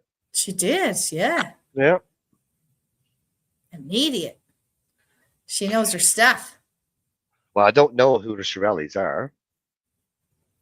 I do know who the Supremes are. Barry's going with B too. Yeah. Yeah, I'll go with Angela and Bruce and Barry, and I'll also say B. You also say B. Everyone here, you guys, you swept the board. It is absolutely Gloria Jones. Thanks, It was guys. it was originally recorded in 1964, but became famous in the 1980s. Oh, I didn't know that. Hmm. No idea. Well, it brings our family great honor that I teach you today, my elder. Wow, that was horrible. That was horrible. I am your elder. You know, like my accent. All right. Which album did Michael Jackson release after Thriller? Was it Off the Wall, Bad, Dangerous, or His Story? I'll say bad. Thanks, Angela. Appreciate B. it. Angela says we are delightful. Yeah, thanks, Angela. I think it's B. I think it's bad as well. He just wants to like shake his head and say Holly's such a lame-o. This is exactly what Dwayne says about me, by the way, that I'm, what's the word that you normally Corny. use? Corny. Like there was no hesitation. You just answered like Angela there. You're like, boom, I know. Right? Like you're corny. Yeah. That's it. That's it. That's it. She's really corny. But she got good spirit. And she can take it, that's for sure. She can take it. I know, because I'm after giving it. Yes. Corny. Yes. That's what Barry Yeah, there's said. nothing wrong with yes, Mr. Barry. I personally think that it's an endearing trait. I think it's a compliment. Personally, call me corny.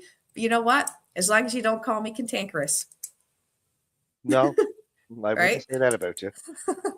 Right? I think that's better. It's better to be a corny person with a ridiculous smile on their face than a cantankerous person with a scowl.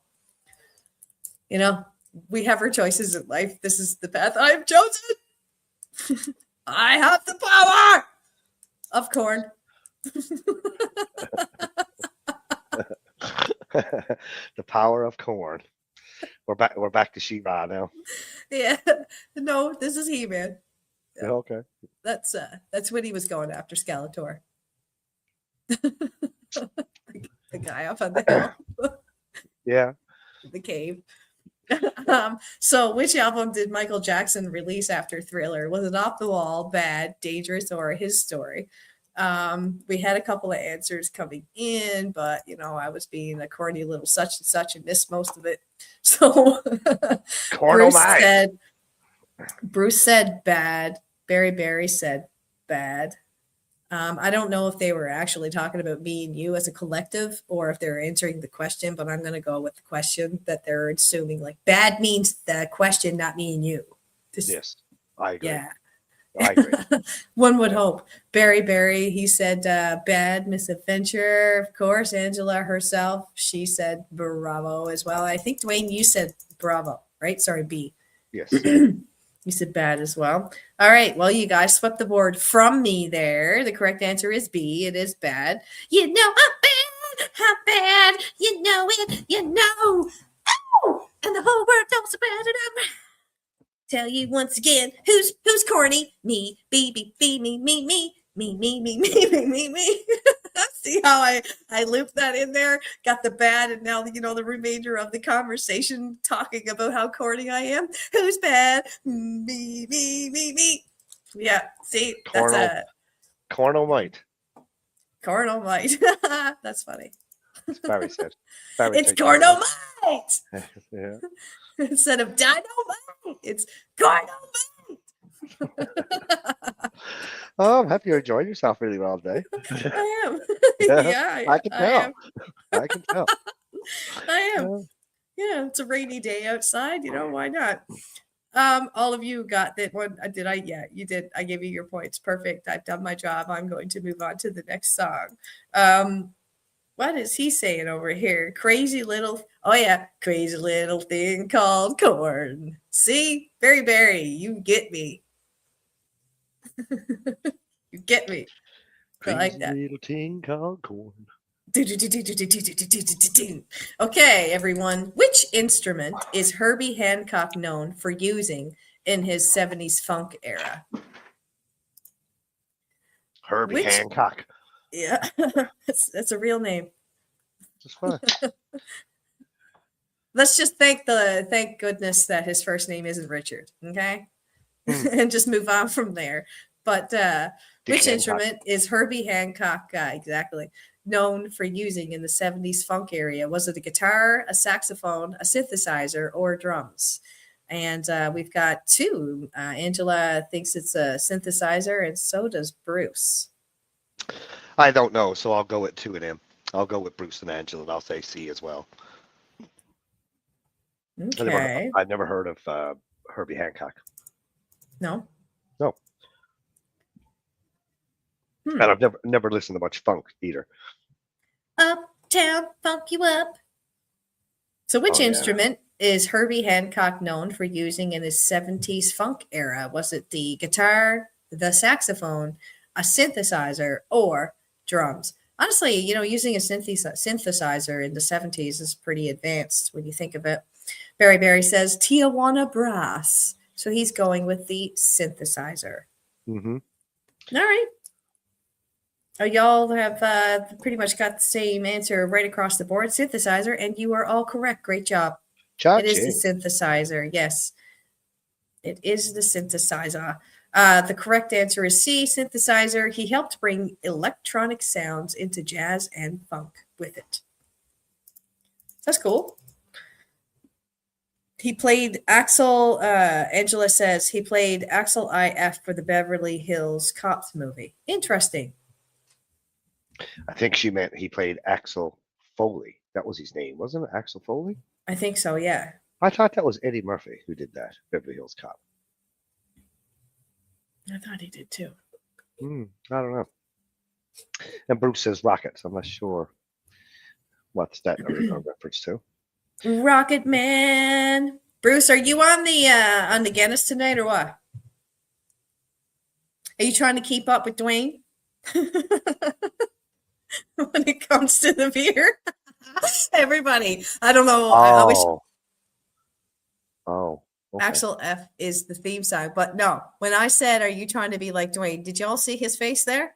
He looked over at someone most likely, but in his head, I read it. He's like, oh, for God's sake, Holly's making it seem like I'm some sort of drunk lush and blah, blah, blah, like I'm drinking all the time just by making that comment. I saw it in his face, flashed over. Yes, it is. Nah, you know the difference.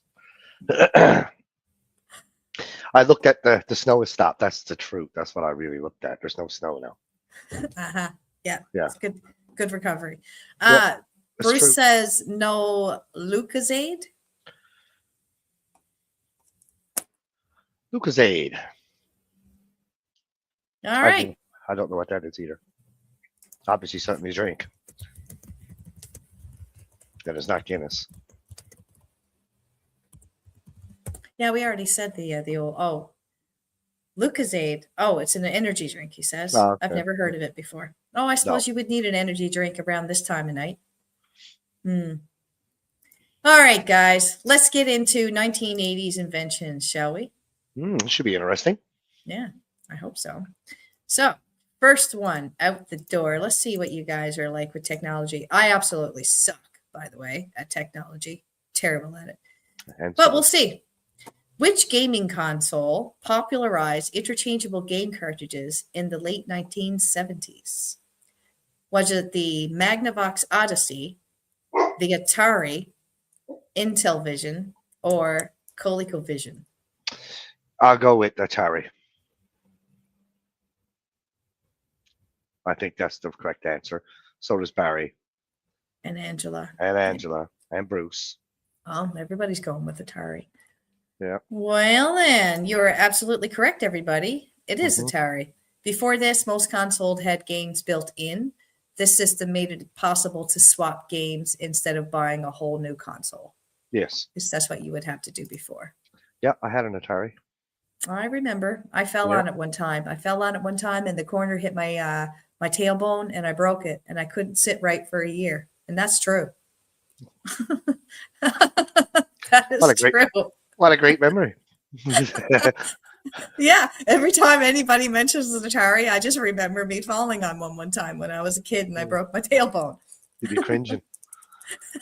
I did enjoy you guys used to play Icebreaker, and I remember you guys playing. Oh God, you had asteroids or something like that. Yeah, there was the ice one. There was Defender. That was a spaceship one that you rescue people. Little dots they were, and you just fly across the screen and go down, put them Oh back in yeah, the yeah, city. The yeah. aliens Because used you to had a like little. steal them. Yeah, and Frogger or something. You had to jump through the traffic and not get hit by the car. Something like that. Yeah, there's a few games. What we had. Oh, Pac-Man was big on Atari. Oh yes, Yeah, yeah. I was never much of a Pac-Man fan. You I know, don't mind Pac-Man. yeah, it's okay. So Bruce says he's still got a couple of Atari games. Barry actually put something out there though. I broke my tailbone, but Save the Atari would make a great song. Yeah, it would actually. If you gave it the tone of like Weird Al Yankovic, like a comedian tone, I bet you could actually mix a good song in there. I seriously could not sit straight though. Like it really hurt. It really hurt. And it was one of the siblings that pushed me. I can't remember who it was. It was probably Scott. If I was the- in your bedroom, which is where it happened, this is where you guys had your Atari. It must have been Scott that pushed me. I don't Scott remember was that. he was a bit of a bully towards me growing up. Okay, so next question. Great job on that one, everybody. Next question. Which device changed music listening by making it portable and private in 1979? Was it the boombox, the cassette recorder, the Walkman, or the Discman? Oh, you still got the console. I'm jealous because that's actually literally okay. Going back to the Atari before we move into this question. Sorry, everyone. But Bruce says that he still has the console. Atari and Super Nintendo. That's what we transitioned into. And then everybody kind of got older and dispersed off and whatnot. I came from a have-not family, so we didn't really have a whole lot of upgrades coming into our house very regularly. So we stuck with what we got. And to this day, those are the only two video games that I actually know how to play. I have never played another video game outside of those two consoles in my life. Cool. Well, That's fact. I'm gonna go with C Walkman on this one. All right. Which device changed music listening to make it portable and private in 1979? I think the key word in that question is private. Okay. And you said you're going for what? C. Me and Bruce are guessing Walkman, and You and Angela Bruce. and Barry have guessed the cassette recorder. Oh, the cassette recorder. That's a good guess. It's a good guess. The actual answer, everyone, is absolutely C. Dwayne and Bruce, you got it right. It is the Walkman. People originally thought no one would want to listen to the music alone, and it turned out they were very, very wrong. There was a lot of pushback on making a Walkman because they were like, that's boring. Why would anybody want to listen to music by themselves? It was a big thing. I got an original Nintendo here. I used to have a Sega Genesis, but it got broken a few years ago. We got water got on it through a small accidental flood, and it rained in the basement, and it was in a box, and it got ruined. But I still got a original Nintendo and a pile of games. Oh, Yeah, cool. we bring it to the cabin. Well, it's not there now, but we are bringing it to the cabin because you're at the cabin, you can break out some original Mario Brothers. Oh, man, that'd be wicked. Yeah, stuff like that, right? Yeah. Yeah, that'd be fun. Duck Hunter was always my favorite. I have the gun Oh yeah. and all that Oh, yeah. kind of stuff here. I Yeah. have the Super Nintendo and the gun and all that stuff. I just have Yeah, to set it up. I remember that. The old dog used to, when you missed, remember he used to come up in trees and laugh. Yeah. Yeah, I'd go back down making fun of And you. then I would shoot him. I would shoot the dog too. Not in these days, though. I've become a lot kinder. I guess that's what becoming corny means. You just become more kind. Yeah. Which early personal computer was sold as a build-it-yourself kit? Hmm. Interesting. Was it a Apple One, IBM PC, Altair 8800, or the Commodore PET? Yes, the duck sound going across the screen for Super Nintendo Barry. Yeah, that was one of my favorite games. I'm gonna go with Commodore. Gonna go with Commodore, eh? Yeah, I've never heard of the Commodore PET, but I do remember Commodore 64s. I Yeah, remember we had a those. Commodore 64 in school. I remember Yes. that big ass thing. Well, it's Angela has So, gone with the Commodore, Barry's gone with the Commodore, and yeah, Bruce is going with the Apple. he's going with the Apple. Yeah. N64, PlayStation 1, 2, 3, and 4. Wow, the N64 plus four PlayStations. PlayStation 1, PlayStation 2, PlayStation 3, PlayStation 4. Each one is like an upgrade, obviously. Right? Bruce, were you a spoiled child? I know you have Mm. a sister, He's but were spoiling you? himself now. Yeah, he 100% is. But yeah. Anyways, invasive question, I know. But were you a spoiled child? I have a feeling that you were. So which early personal computer was sold as a build-it-yourself kit? The correct answer, I'm sorry, everyone, I get a point. It is the Altair 8800. You had to assemble it yourself, and it helped spark the home computer revolution. People liked it. I have a gaming computer our son built for me, Angela says. Barry comes in with Lionel Richie was with the Commodores. That's something I definitely didn't know. That Lionel Richie was with the Commodores. Not that I listened to the Commodore, so I probably would have known, but I do remember Lionel Richie. I didn't Yeah. know that either. I think maybe I did. I'm not sure. But it is pretty cool. Mm-hmm. Pretty cool indeed. Yeah, I'm not a big video game person. I just don't have the brain/finger. I can't connect my fingers with my brain fast enough to play. Have you ever played? Have you ever played with those people? And I remember when Nintendo first Mom, came out. Mom mom. is what I'm talking about. Yeah. Yeah. And the remote, of course, is attached to the console with a cord. And when she wanted to make Mario Brother jump, she didn't press the button. She did this. Nope. And she used to do that and this and Oh flick it. yeah. The You game would couldn't always come crashing down, bang, all over the floor, everywhere. Like with Mom, yeah. you couldn't sit next to her when she was playing because you get a smack in the head Oh, or you something. you would. You get a smack in the head, the cord go flying, the game go flying, cats are running and squealing. You know what I mean? Yeah. Oh, God. Everyone took cover. It was Yeah. like, yeah, everyone took cover whenever she was playing. She was the Mario Brother Ninja. Everyone had their eye took out. That's true, actually. I remember her being called that, the Mario Brother Ninja. And I bet you she's played it 100 times easily. And I bet you she's never gotten through the first level of Mario Brother. Like the first scene that, I'm surprised she probably made it past that first mushroom that comes at you. Like she would hit that. Yeah. Very good. Right there. 6 and 7 times in a row, just lock into it. No. Yeah. She'd probably be better at games now because you got the technology for that kind of interactive play. Like a Wii or something. You take the You know what? controller. If you got her a virtual reality game, she would be the best person to get that for. Yeah, you just can't hook up a cord to her. No. Can't have her tethered because the world will feel like they're in an internal food processor. You Yeah. just get beat up in every direction or so. That's cool, Bruce. He said he went around to different secondhand shops and whatnot and picked them up bit by bit.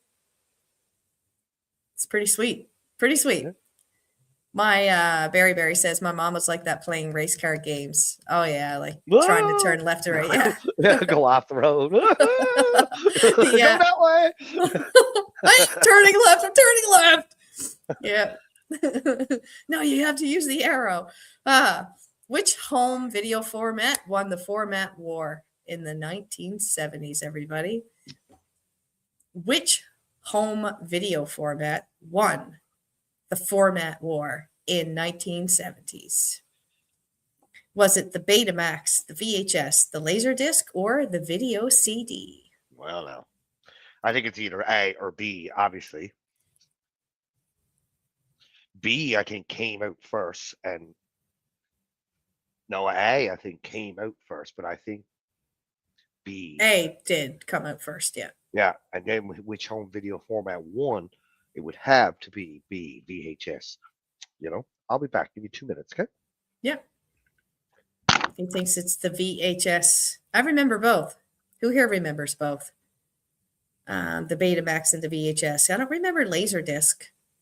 I guess that would be a CD, wouldn't it? And then what is a video CD? Isn't the later disc and the CD the same thing in a way? Bruce says B, VHS. Barry says C, the Laserdisc. Please explain Laserdisc to me. Angela says she remembers both the Betamax and the VHS. I like the Betamax ones because they were smaller and they would stack better on the shelf. Whereas VHS is exactly the same thing, in my opinion. But I guess the reason why the difference between VHS and Betamax is not just the cassette itself. I was just saying that the difference between VHS and, in my opinion, correct me if I'm wrong, and Betamax was not just the size of its cartridge, but also the VHS played longer Oh, really? than the I know. Beta. I know they were different sizes for sure. Like the size of the machines and the size of the tapes were different. Yeah. Yeah, but we had a Beta at the house for a short time with a bunch Yeah, of we did. movies. Celestine Everts owned it. When he came back from the military, he loaned it to Mom, and it was a big box of movies. First time I saw Caddyshack was on Beta. Yeah, and Cool. VHS I know came out afterwards, and then Betas just disappeared. You know. They did. The VHS took over. So the question was, which home video format won the format war in the 1970s? Was it the Betamax, the VHS, Laserdisc, or video CD? The individual who has answered, Miss Angela and Mr. Bruce, you are both correct. It is the VHS as well as Dwayne. I did give you your point. Don't freaking ragging on me. You got it. I'm The not. VHS. I was that close to saying something. I know you were. You were by the skin of his teeth about to correct me on that, everybody. Even though it wasn't the best quality, the VHS, it won because it allowed for longer recordings. And that is So why it beat it out. Serenity now. Yes. Serenity now. I get you. I get you. I have to live with me. I mean, I get you. Yeah, that's why Dave is always contrary. Yes. Yes, it is. It is because of my existence and only that. I'm only joking. I know. Another question here, everybody. Which company aired the famous 1984 Super Bowl commercial introducing a new computer? Was it IBM, Microsoft, Apple, or Xerox? I'll go with B. You're going to go with B, eh? You're going to try the Microsoft. whole Microsoft route. Yeah, I'm going to do Microsoft. I see Angela comes in and says, is it IBM? Barry's going with Apple, and Bruce is going with Apple. That's probably the right answer, but I'll go with Microsoft. Anyway. I'm actually very quickly going to try to see if I can find the actual commercial for you guys. Let's see. Get it. Here it is. All right. Let me play it. Let's play that one for y'all. Bear with me. Because I think maybe I'll reveal the answer this way. Wait. Share screen. There you go, everyone. Okay.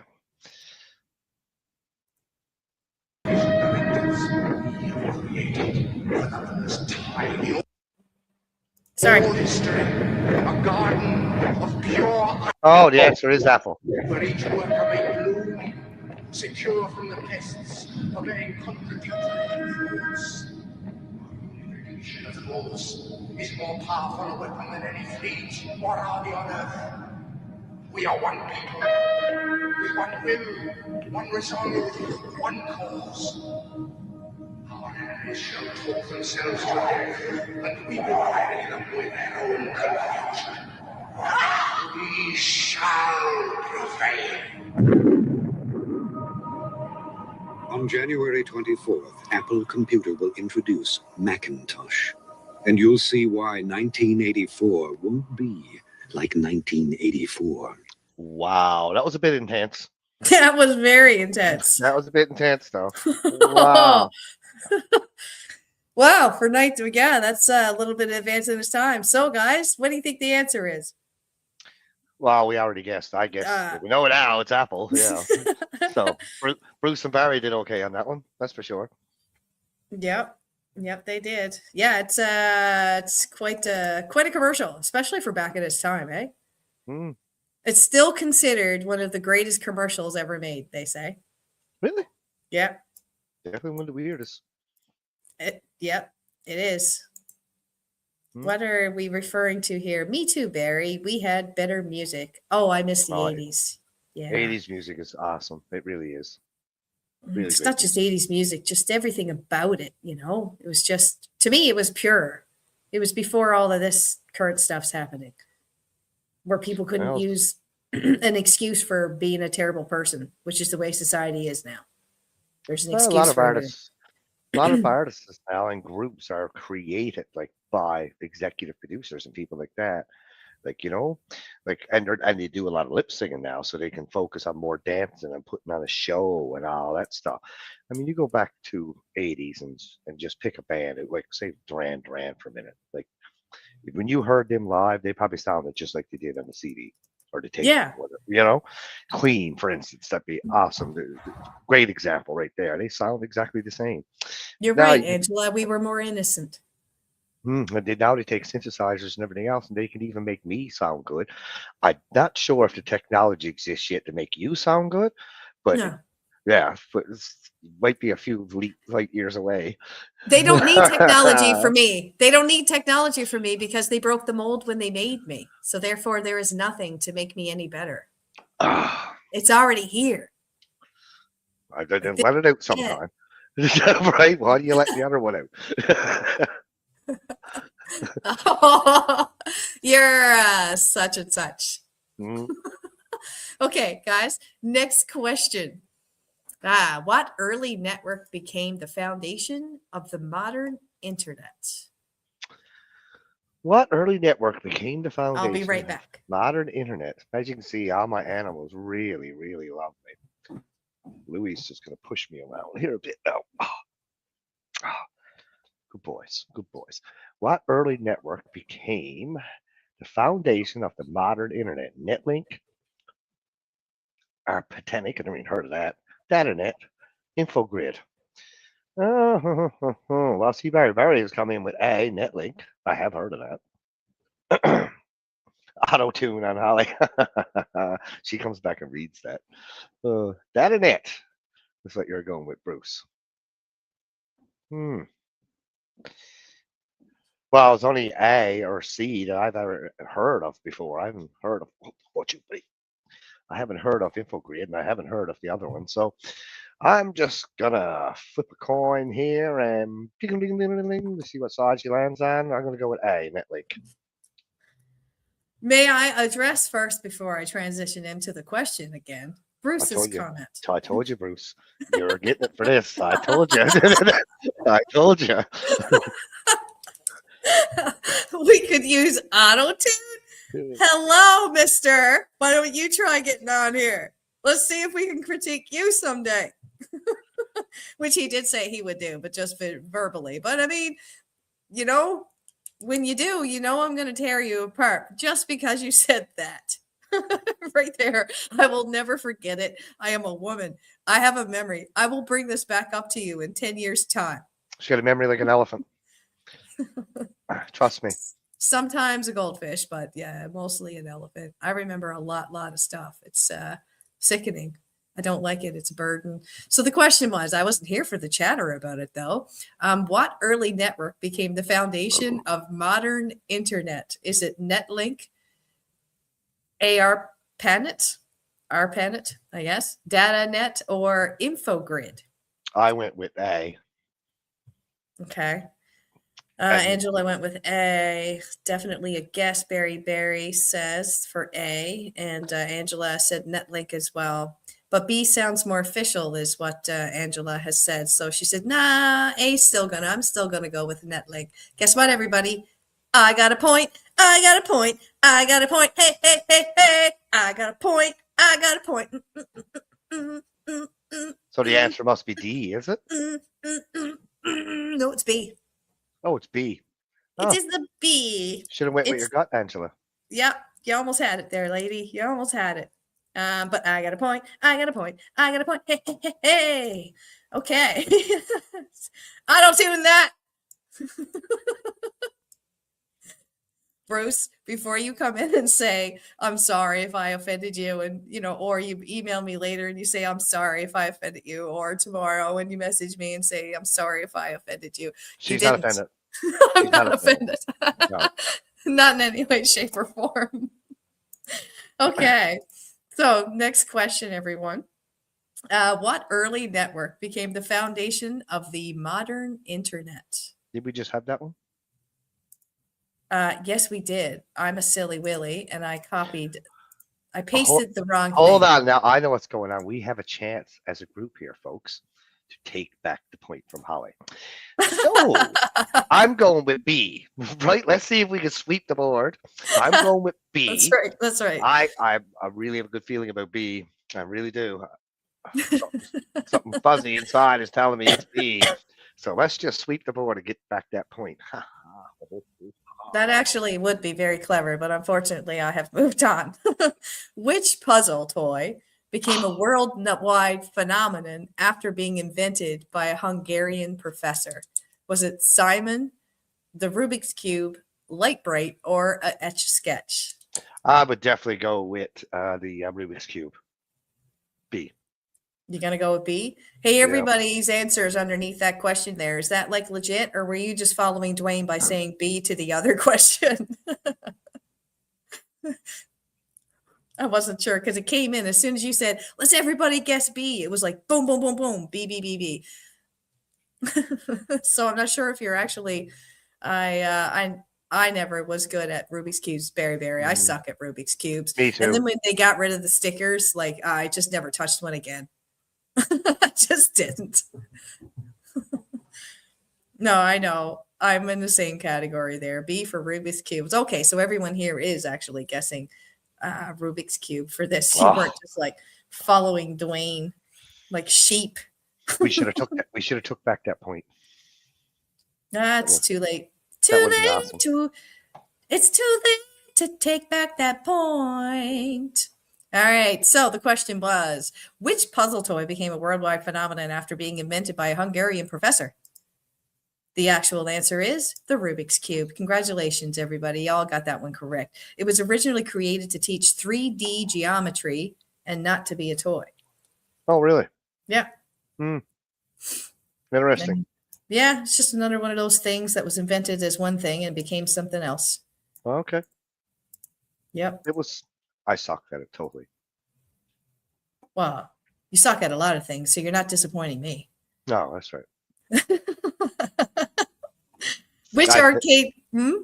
I never figured it out once. I did play with it for a while, but I've never finished it. I have done the same thing. Like, I definitely moved the stickers around to win. Oh, you would. It's called cheat. I've cheated myself. Yeah. I don't cheat. Which arcade game, everybody, helped launch the golden age of video games in the 1970s? Was it Pac-Man, Pong, Space Invaders, or Asteroids? Well, Space Invaders. I'll go with C. Okay. Bruce went with Space Invaders. Angela went with Space Invaders. Barry says Pong. All right. I remember playing Pong on the Commodore 64.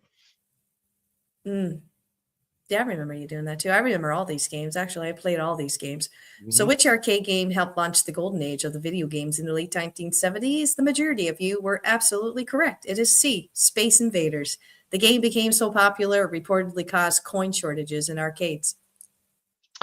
Oh, yeah, people playing it. Yeah, Yeah. You had to use a quarter or something. Yeah. So everything was in arcade games as opposed to in the general stores and or otherwise. Yeah. Everybody. everybody cashing in their money for quarters. Yep. That's what I remember. All the games always taken was a quarter, and it didn't change for a long time. You know what I mean? It's always Yeah. 25 cents. Like, would you think Yeah. it would have been, inflated to $1 or something? But yeah. And now it's tokens in most places. Yeah, I think it is. I don't go gaming in most places, but when kids were younger and I went into the mall with them, that's what we used to do. Is just you get all these tokens and you just put them in whatever game you want. Yep. And Yeah, then, at the movie theater is usually where I yeah, play my games, yeah. and that's all tokens and stuff. Angela said Pizza Hut used to have an awesome arcade. I don't recall on the Canadian side Pizza Hut ever having an arcade. No, not here either. Hmm. Well, when we grew up in Lon, I mean, at that time there was tops 1,500 people. The biggest the community ever got was 1,500. Probably half of that now. But out there you didn't have a Pizza Hut, of course. So the arcade was Barry Terrence store, if you remember. Yep. He had an arcade in the back of it, and then where a good friend of mine, Tommy Keating, lives now, that was used to be an arcade. I think the Strangs used to own that. I think, and Mr. Leo's restaurant, he used to have games and stuff down there, and pool table, another arcade, right? Yeah, That's where we played our arcade games. that's right. The local mom and pop place. Yeah, local mom and pop place. Yeah. Angela says that Barry said that he played Frogger at a drugstore, a local drugstore as a kid. That's cool. Hmm. That they had it there to begin with, right? Some people, that makes sense actually. Like you come in with your 2 kids and you're waiting for a prescription or you want to like shop or whatever, just distract them with the video game in the corner and do your thing. Here's a couple quarters. Get out of my hair. I can remember going into the mall in Marystown when we were young, of course, really young, and they have them rides for little kids that you put $1 or a quarter or something in, a little plane. He's just there, or in the middle. They used to have arcade games just in the middle of the mall too, randomly, just like one here against the wall. Yeah, and yeah. you At the walk around, Avalon. another one, yeah. Or So at the old Marystown Mall used to have arcades yes, randomly. yeah, Yeah. the old mall. That's what they call it, the old Yeah. mall. All right, guys. Well, great job on that one. So my next question to you all, which company released the first commercially available handheld mobile phone in 1983? Was it Nokia, Bell Labs, Motorola, or Ericsson? I think I'll have to go with Motorola on that one. Motorola? I'm probably wrong, but I never heard of. I heard of Nokia. I've stop switching there. I can read it for a second.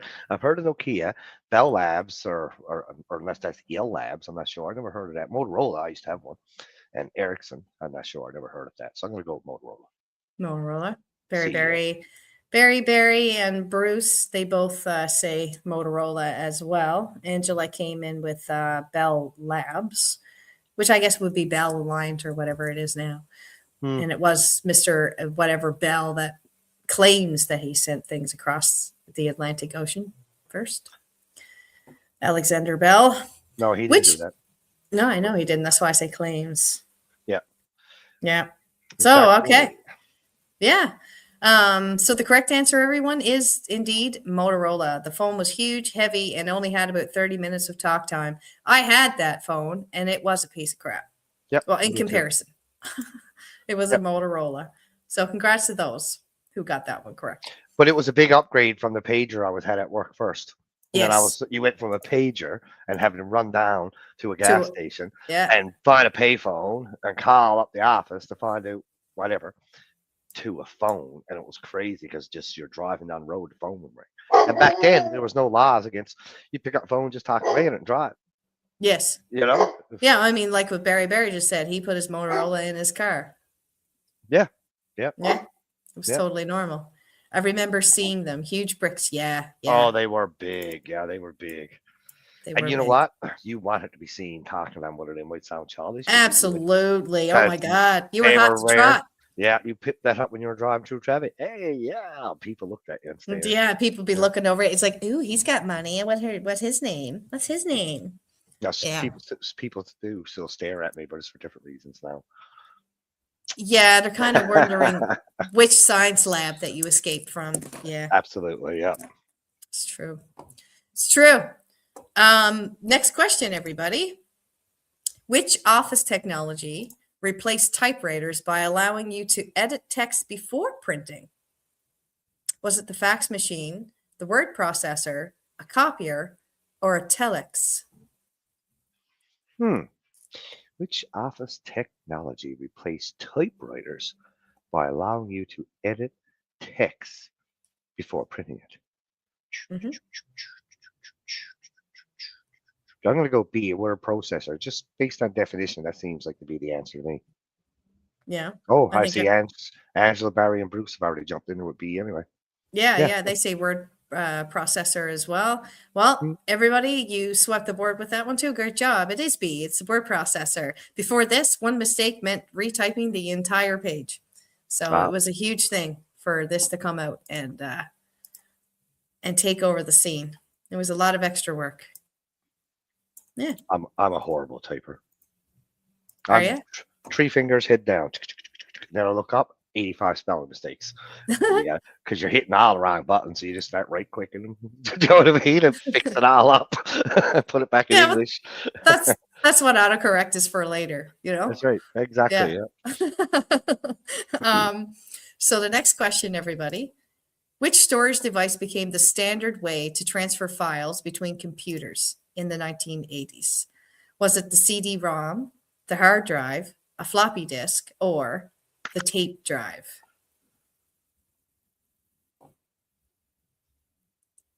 Well, we're talking the 80s here. Hard drive, I don't think it is.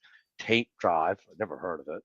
CD-ROM I have, but that would have come out after cassette tapes. CD-ROM is newer. So I'll have to go with the group 2 and say floppy disk. Makes sense. The floppy disk? Yeah. You are all absolutely correct. It is the floppy disk. That save icon you still see today, it was based on the floppy disk. Oh, yeah. Yeah, that's where that came from. Originated from. Just carried on. We don't use floppy disks anymore, but they still use the same saving icons for it. Next one, my fine friends. Going a little medical here on medical imaging. This is where we're going to go in the 80s, 70s, 80s department. Which medical imaging technology used magnetic fields instead of radiation? Was it the X-ray, the CT, the MRI, or the ultrasound? It's X-ray. I'll go with A. That's mine. I see Barry has said A. Bruce has said C. Angela has said C. Dave has come in true with C. I'll stick with A. And we'll see what happens. Yes. Okay. I never change. Magnetic resonance imaging is what David has said. And Angela says, hello, David. Which medical imaging technology uses magnetic fields instead of radiation? The correct answer, everyone, is C. It's the MRI. Good job, the magnetic resonance. Resonance. I don't know why I said renaissance. The correct answer is C, MRI. It allowed doctors to see inside the body safely without radiation exposure. That's kind of a bonus. Cool. It's kind of a bonus. No radiation is good. No radiation is another good. aha moment. Yes, we had another aha moment or a wow mom moment. Hello. So Very Berry says, I'm not a doctor, but I did stay at a Holiday Inn Express. He's making fun of me because I said Renaissance. Hello, resonance, but it was Renaissance. Yeah. So I was saying it right. He just spelled it wrong. Cool. But nice one, Berry. Yeah, Angela, that was definitely a knee slapper for sure. Which software, Dwayne, became the first widely used spreadsheet program? The first keywords. Which software became the first widely used spreadsheet program? Was it Excel, Lotus 123, VisiCalc, or Quattro Pro? Well, I'm definitely not a technology guy. I do know what Excel is. I heard of Lotus. I'd never even, Quattro Pro I probably did hear of before, maybe. I'll go with the group and say A, Excel. It's the only one that I actually use. Okay. Yeah. Yeah, a lot of other people are coming in on the board too, and they're saying Excel was first Barry, wildly Barry, used. Bruce, Angela was making fun of me for missing the question. Oh. That's right, with his comment up top. Mm-hmm. I thought that was funny. I'm not a doctor, but I did stay at a Holiday Inn Express once. Yes, David says, what is considered wildly? Okay, he's finding holes. It may be Lotus, but Excel is the most popular. Okay, so it sounds to me like I got another point. Really? I did. That's what we Yeah. were looking for. I was looking for C, VisiCalc. The correct answer is VisiCalc. People actually brought computers just to see that specific program. Wow. There you go. Never heard of it. The VisiCalc. All right, everybody. We are 2 questions away from finding out who the champion is this fine day. So the next question is, what was the name of the first reusable space shuttle launched in 1981?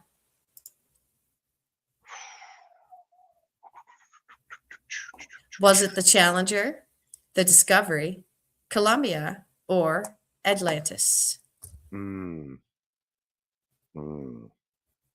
See, Bruce is going with Columbia. What was the name of the first space shuttle? First reusable space shuttle.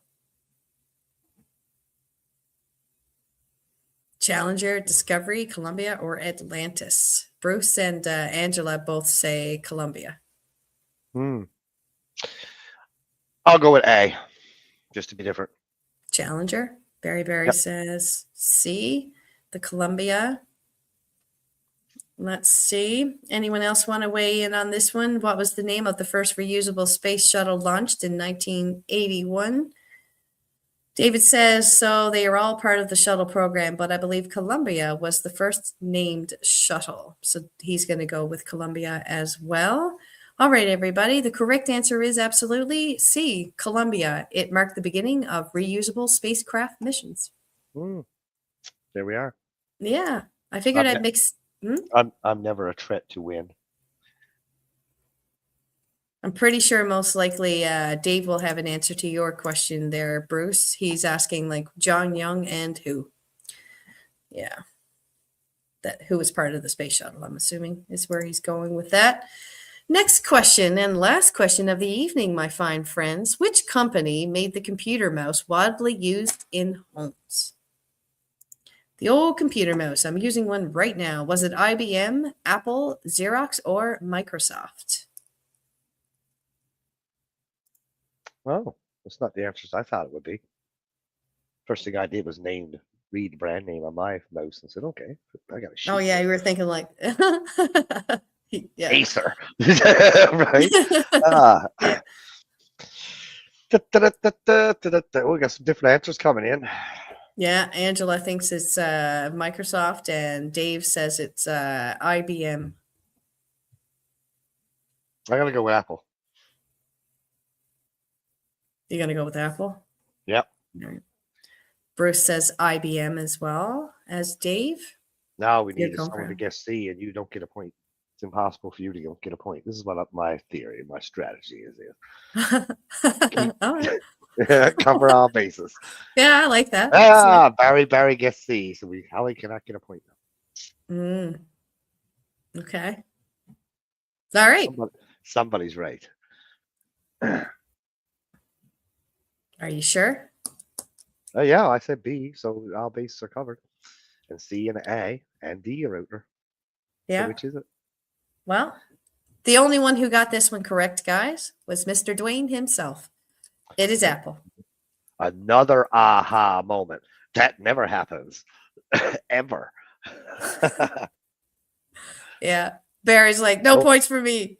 You're like That's the right. soup Nazi. No points for Holly. You come back next week. Try again.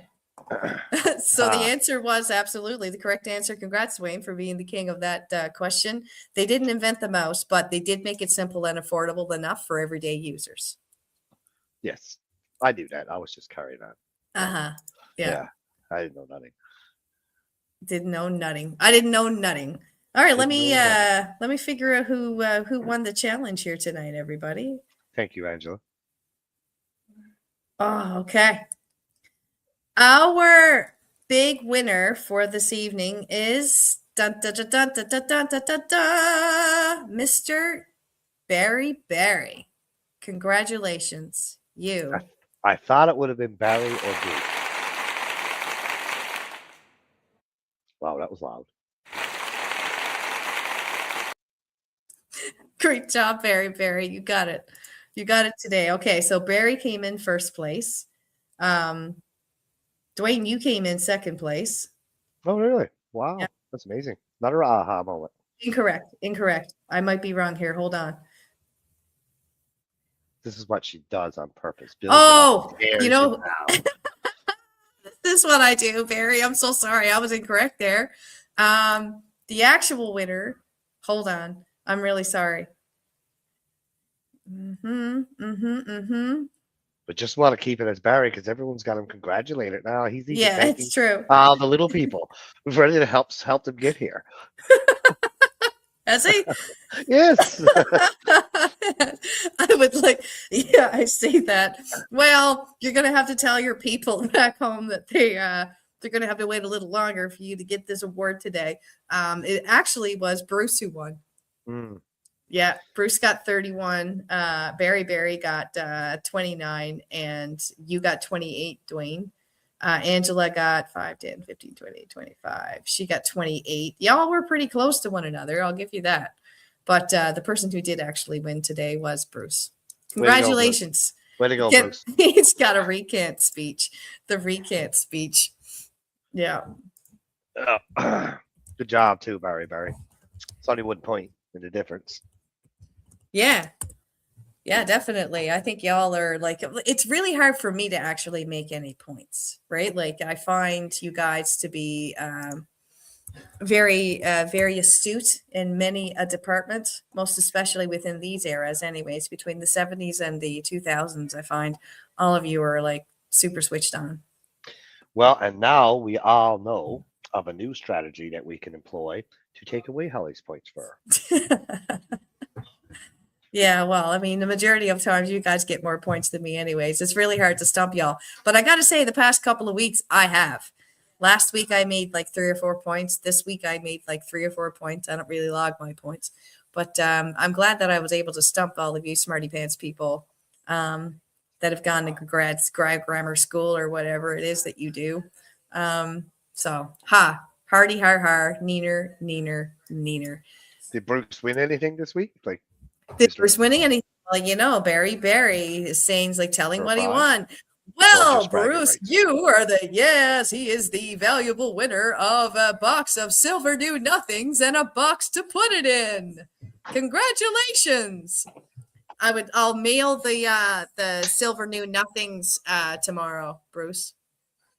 And it will go in the box. Brand new silver. The new nothings, as long as they're silver, they're better than copper new nothings. Silver new nothings are perfect. Silver new nothings are good. Silver new nothings are good. Hey, Chris, it's great to see you in. You just got to the very end of the program there. Are you guys up for one, I guess, maybe one game of what do you call it? Jackbox? Sure. Now that Chris is in the room, let's give him an opportunity to play a little bit. Chris was at school today at a school event, so he was a little late coming in today. Let's go with Jackbox Party Pack number 2. I need to open up Steam. Jackbox.tv. Oh, and it always does this. It's super loud. Okay. Just bear with me, guys. I'm going to take off my headphones because that is in my face and it's not the greatest. I think I need to open up something else here. SteamYard, I think it's called.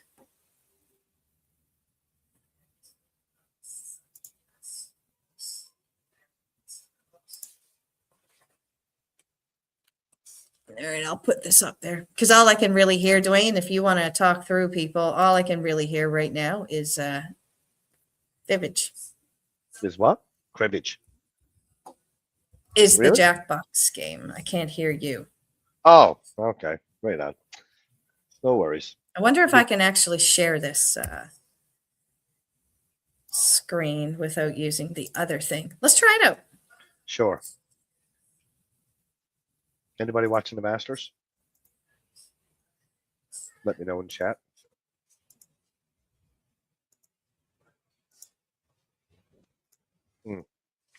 I'm starving now. My son is cooking something. It smells like chicken. Oh, God, it's so good. Oh, wow. Idiot? Wow, that's really loud. I know it's really loud. That's why I was saying I have to take my headphones off because just 1 sec here.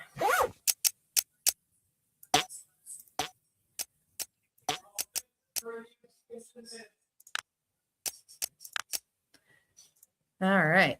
All right. That's better. That's better. Not? Fibbage.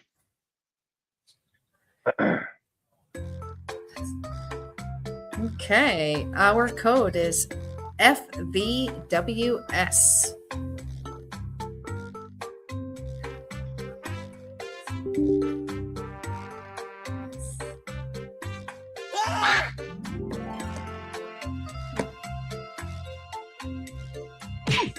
Angela's in there. Dwayne is in there. Excellent. If you want to play, you guys, go on jackbox.tv and enter the code FWWS and you are good to go. I'll be sure. I'll be sure. Love it. Golf is boring, says Bruce. Oh, You were I talking love about golf. golf earlier. I know you I love just asked at the Masters, yeah. Golf is awesome. I love golf. Playing it is better than watching it, but I still love it. Well, is that all of us, you think? Because I got the option there to let him to start on my phone. I'm just making sure everybody's in. I'm not quite sure. We have more people actually viewing the live right now than we have in, but Dave is here in the background. So yeah. Let's close it up. Okay.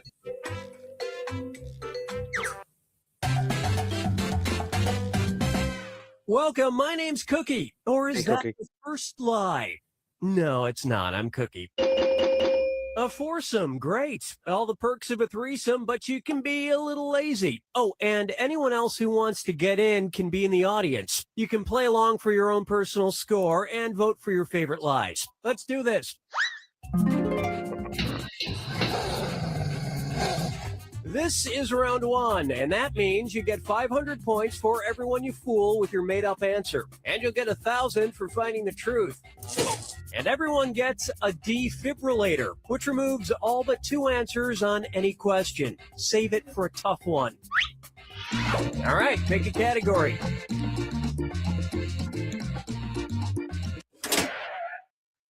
Okay, here's your first question. Before becoming a huge star, Christopher Walken spent his teenage years traveling the country as a blank. Now use your device to type a lie that might fool the other players into believing it. If you get stuck, for half the points, you can use the help button and get a suggestion. Do it now.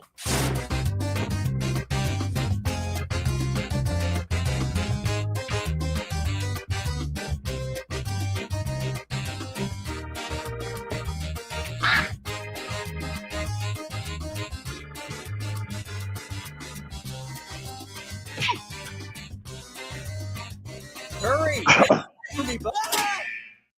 Okay, now find the truth and enter it on your device.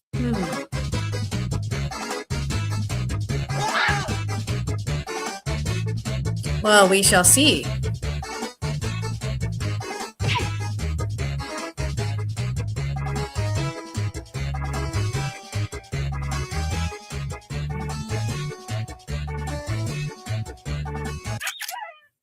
Let's see what everybody selected.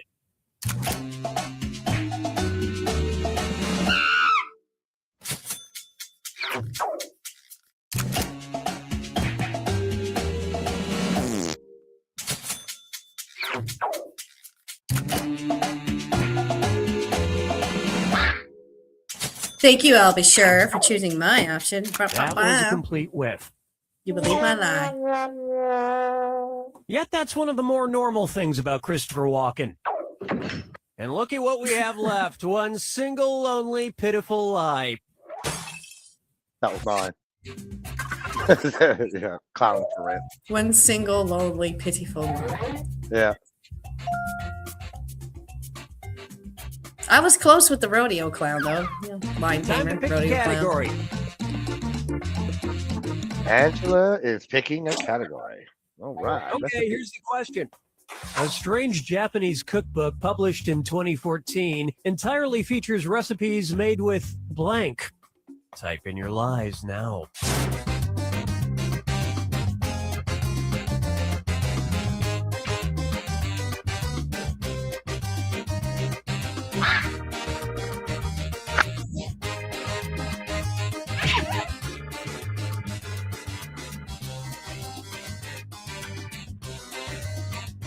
Hurry up. Use a suggestion if you can't think of any. Sorry. Okay, where's the truth? Ooh, condoms. Whoever. Wow. Cooking with condoms by Dwayne.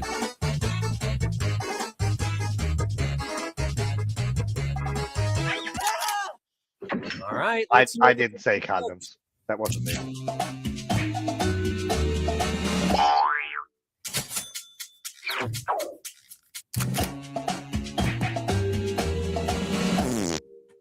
Ooh, that's a good lie.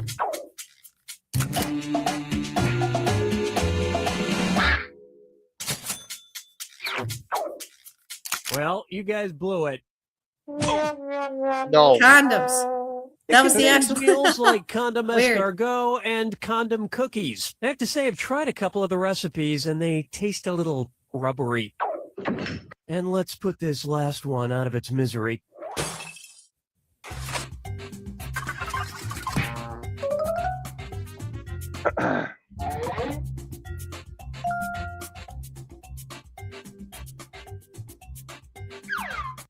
Select a category.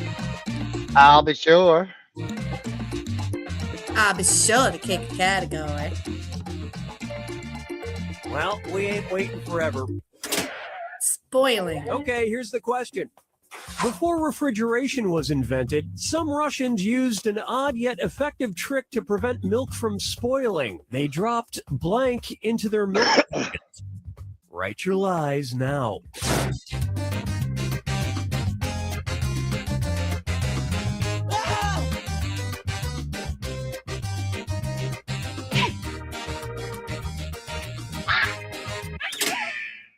Okay, here are your choices.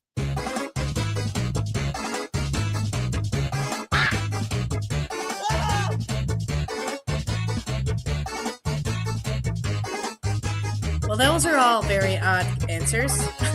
Yeah, definitely. Okay, let's take a look.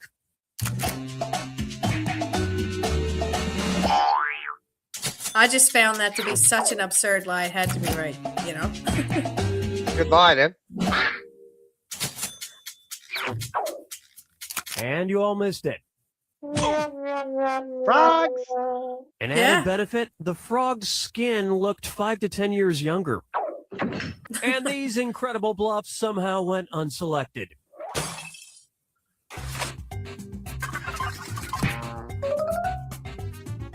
Whoa, there's a game at foot. There is. She got more likes than me, though. Love Miss Angela. This is round 2, which means all point values are doubled. That's right. And don't forget to use that defibrillator if you haven't already. It's gone after round 2. All right, pick a category. Okay, here's the question. Feeling hungry? Maybe consider a dinner reservation at Au Noir in Toronto, Canada, where you can enjoy your meal while blank. Enter your lies now.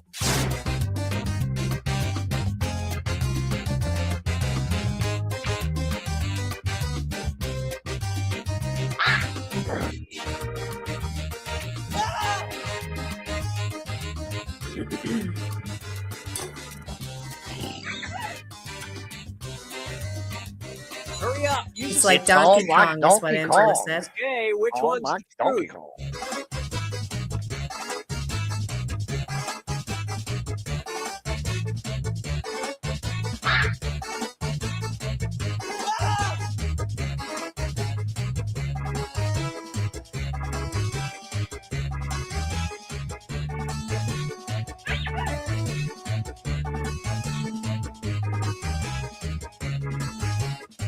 Pick something.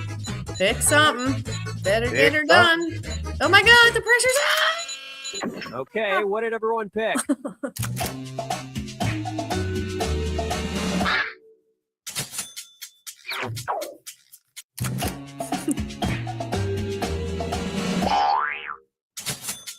Nice.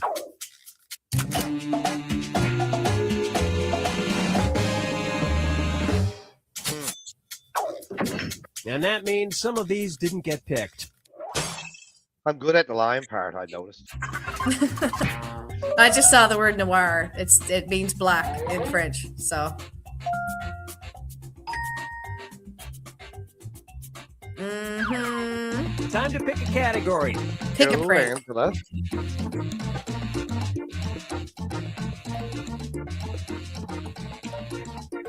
No, that's okay. I've got it. Advertising. Okay, here's the question. A Japanese PR firm, Absolute Territory, takes advertising to a new level by placing billboards in an unlikely place. The billboards are located blank. Input your lies now.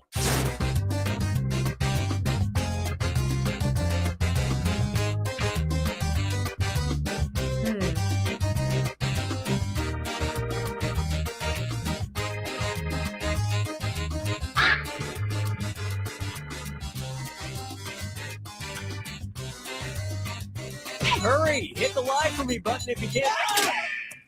Okay, take a look and find the truth.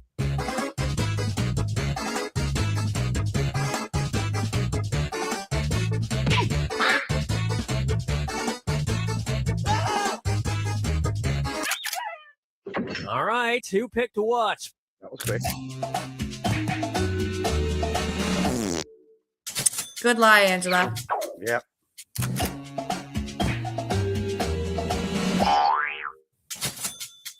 Got your back, Angela. Mm-hmm. Wow. But you could get arrested for trying to read the fine print. And the rest of these lies didn't fool a soul. It's because I made the mistake of spelling diaper wrong.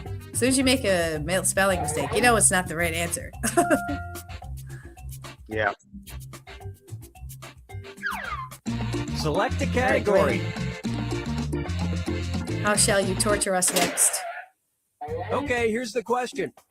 During a 2015 house party in the gated community of Monterey in Naples, Florida, a rather strange burglary took place when someone made off with roughly 200 pounds of blank.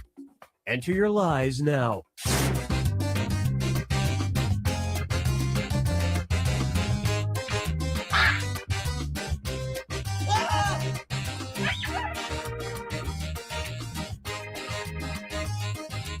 Yep, the spelling error giveaway.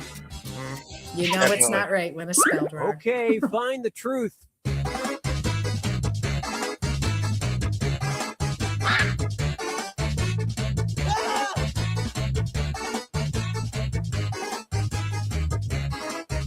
There we go.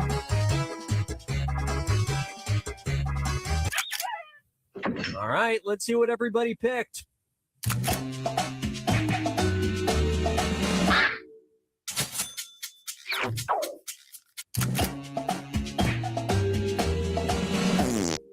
I'd love to have 200 pounds of Kit Kats, by the way. If anybody out there has 200 pounds of Kit Kat that they want to donate to me, I'd be happy with that. Well, I'll be darned. Which Dang it, I means was that about to after say using one of nickels. those coin counting machines at the grocery store, that person must have walked away with over $5. Yeah. And nobody fell for this one.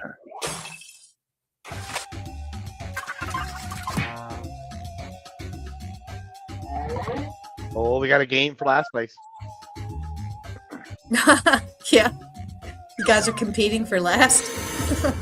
Looks that way. That's more of a Fran and You're Fran about to enter and the final fibbage. Just one Danny, final question, thing. and it's worth triple. Good luck. Yeah, Angela, they had a huge Kit Kat Okay, robbery here lately. is your final fibbage question. The middle name of Simpsons character Milhouse Van Houten. Write your lies now.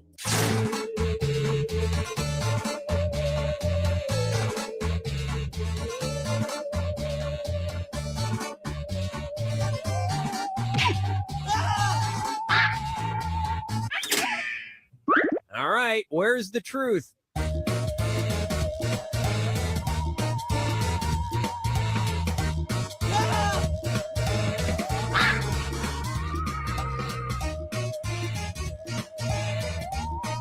I like the person who said Van because he listed it. Milhouse Van Houten. Let's see what everybody selected. Van. Ah, you got me on that one. The dishes. Nice.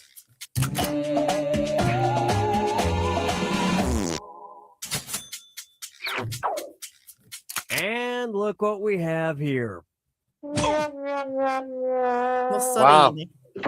And we'll just leave this last lie to die. See, I figured if I put a girl name out there, y'all gravitate towards it because it would be ridiculous. Right?